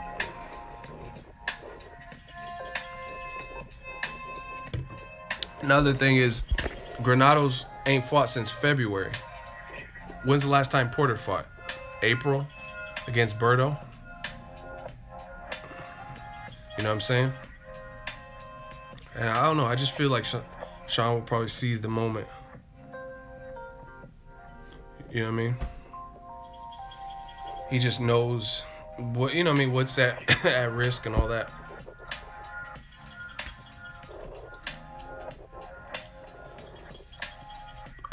What do y'all think of Wilder-Stiverne? Stiverne was talking a good game. What do y'all think?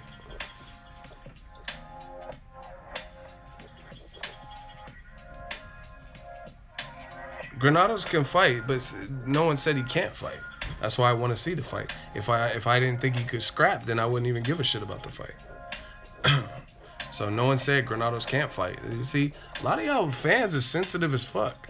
If someone don't say what you want them to say, then you automatically like, ooh, but Granados can fight. Like, we know Granados can fight. He's a good fighter. He's a tough fighter. He doesn't go easy.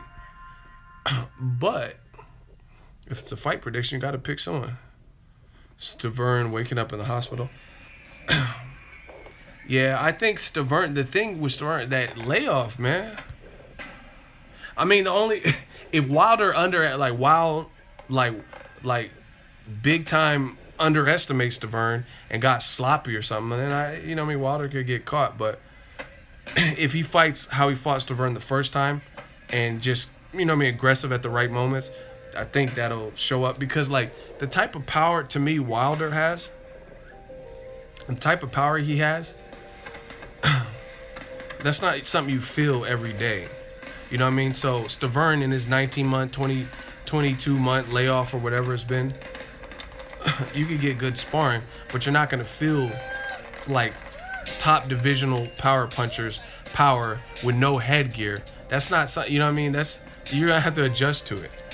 Like, for example, imagine, this is my opinion, and Ward's my dude, but okay, if Kovalev dropped Ward in the second round of their first fight, imagine if Ward, when he was dealing with that legal trouble, imagine if he came 2 years off of a layoff and then fought Kovalev. Kovalev would probably beat him because of, like I said, you can't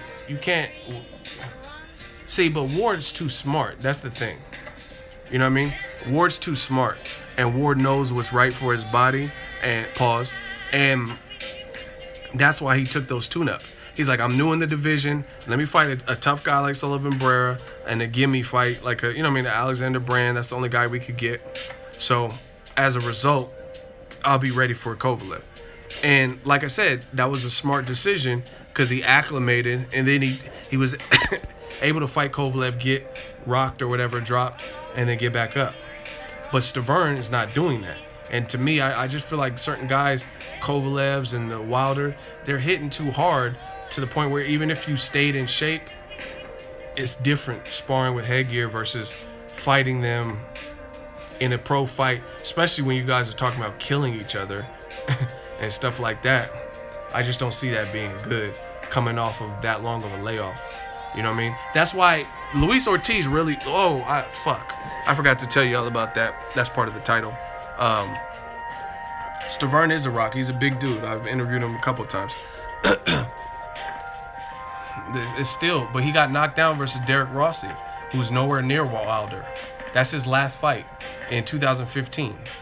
And he got knocked down by him. So, I'd be foolish to think that after an even longer layoff that he would not be able to get hurt versus Wilder.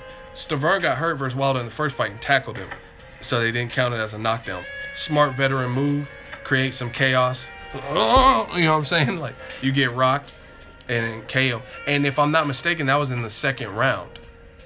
So if he got rocked in the second round of his prime when he was a champion, then coming off of a 2-year layoff, I definitely think it's a chance he can get hurt by someone as powerful as Wilder, who's been more active. You know what I mean? And like I said, I'm just judging off the fact. Boxing is boxing. Weird shit happens. I'm just going off of what I've seen. Derek Rossi knocked him down, who was supposed to fight Luis Ortiz, and then Luis Ortiz got injured or whatever. Derek Rossi or whatever is not a champion. He's not a world beater. You know what I mean? Wilder got that country bumpkin power. So me personally, I'd have to see Stiverne beat him. I'm not saying it's absolutely out of the question, but I think things favor Wilder.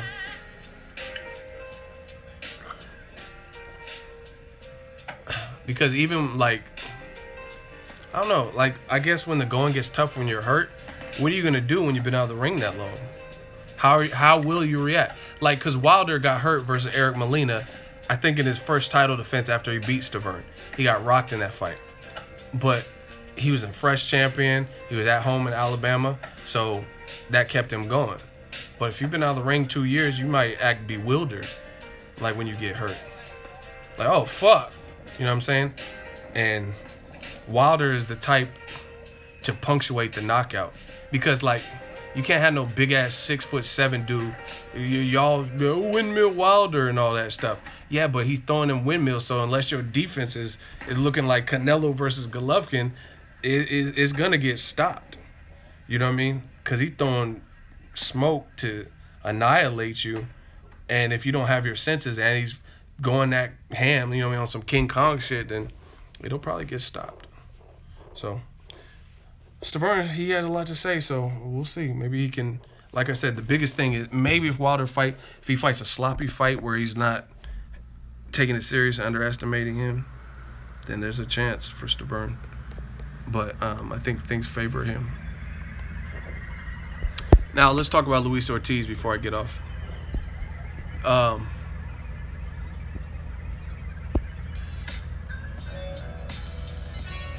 Let's talk about it. Luis Ortiz, let me know if y'all think he's done. He's listed at 38 years old. Some people speculate he might even be older.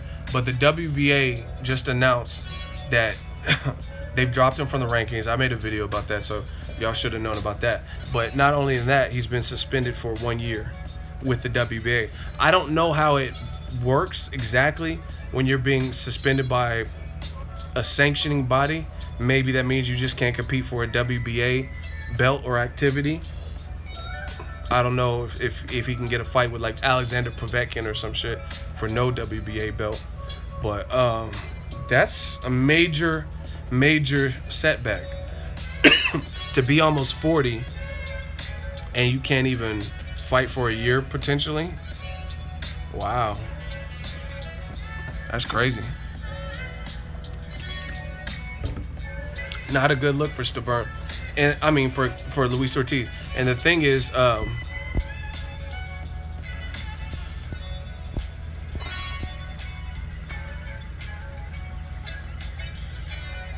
other thing to me is this. Oh, I got to check my man Ryan Garcia out. Shout out to Victorville. The thing is, Luis Ortiz just kind of messed up for himself. He was threatening to sue Joshua. Now you ain't even in a position where you could sue him if he don't fight you. Now he doesn't. You gave him a way out. All this over some paperwork. I mean, if you say you're clean and this is real blood pressure medicine or whatever that created this whole circumstance, all you got to do is properly fill out some paperwork. You know what I'm saying? And you're going to let that drop you from ranking, so now Joshua don't even have to see you. You're suspended from a year within the WBA. People are looking at you as like a cheater. You know what I mean? It's crazy. That's like a... And then see, the thing that makes it worse is that he's failed a drug test before. I think that's why they're harsher on him, because he failed one within the last 3 years when he fought Latif Coyote, who at the time I think was training with Freddie Roach. You know what I mean? So it's not a good look, man. Like what's the dude Neary? He got flagged for a WBC violation, but they're letting him fight. But to my knowledge, I think that might have been his first flag. It's always worse when you're a multiple offender, because even like, what if somebody was like molesting kids or whatever and they went to jail for it, and then there's some other kid accused them of it? It's always gonna make it look worse. Like even like the Michael Jackson situation with the kids or whatever. No one knows what happened, but at that point you kind of become a target. You better stop letting them motherfucking kids come to Neverland Ranch then, because some people are gonna just try to exploit it. Stuff like that. You know what I'm saying? So even if it's not true. So I feel like Luis Ortiz, even let's say hypothetically, let's say he's absolutely clean and it was like blood pressure medicine, you don't give them potential ammunition to fuck you up. It's crazy. You better cross your T's and dot your I's and make sure everything's on point. Are you taking anything? Yes, here. And so a lot of y'all don't know, like, I don't know everything, but a lot of y'all don't know stuff like this. Do you understand they have like agencies where you could submit, like you can give them the names or whatever of what you're taking, and they'll let you know if it has anything that's on the ban list? You guys know that there's resources like that? So meaning, let's say I'm taking like Tylenol XQ or some shit.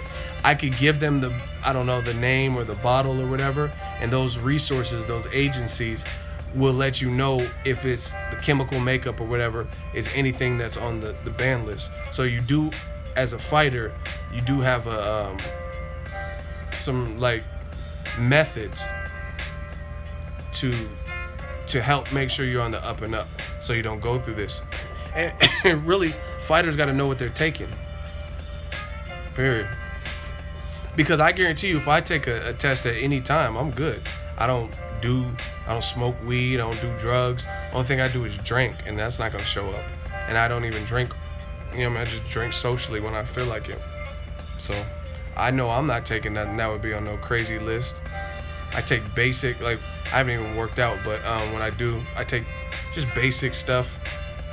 Basic, like, I don't take none of this super jack 3D creatine. You know what I mean? That's crazy ass shit that looks suspect. But I'm out. I'm about to go get something to eat. It's been real. I got to see my dude Ryan Garcia. He's fighting on ESPN. Check him out. Weigh-ins coming tomorrow. Eagles Army, thank you for the support. Shout out to y'all. Shout out to the super chats. Let's see if we can try to get to 200 likes, even on the replay. Just hit the like button if you appreciate what I'm doing. Traveling, man. Trying to entertain. We talked about Mike Tyson and rapes. We do it all. Holla at me. Peace.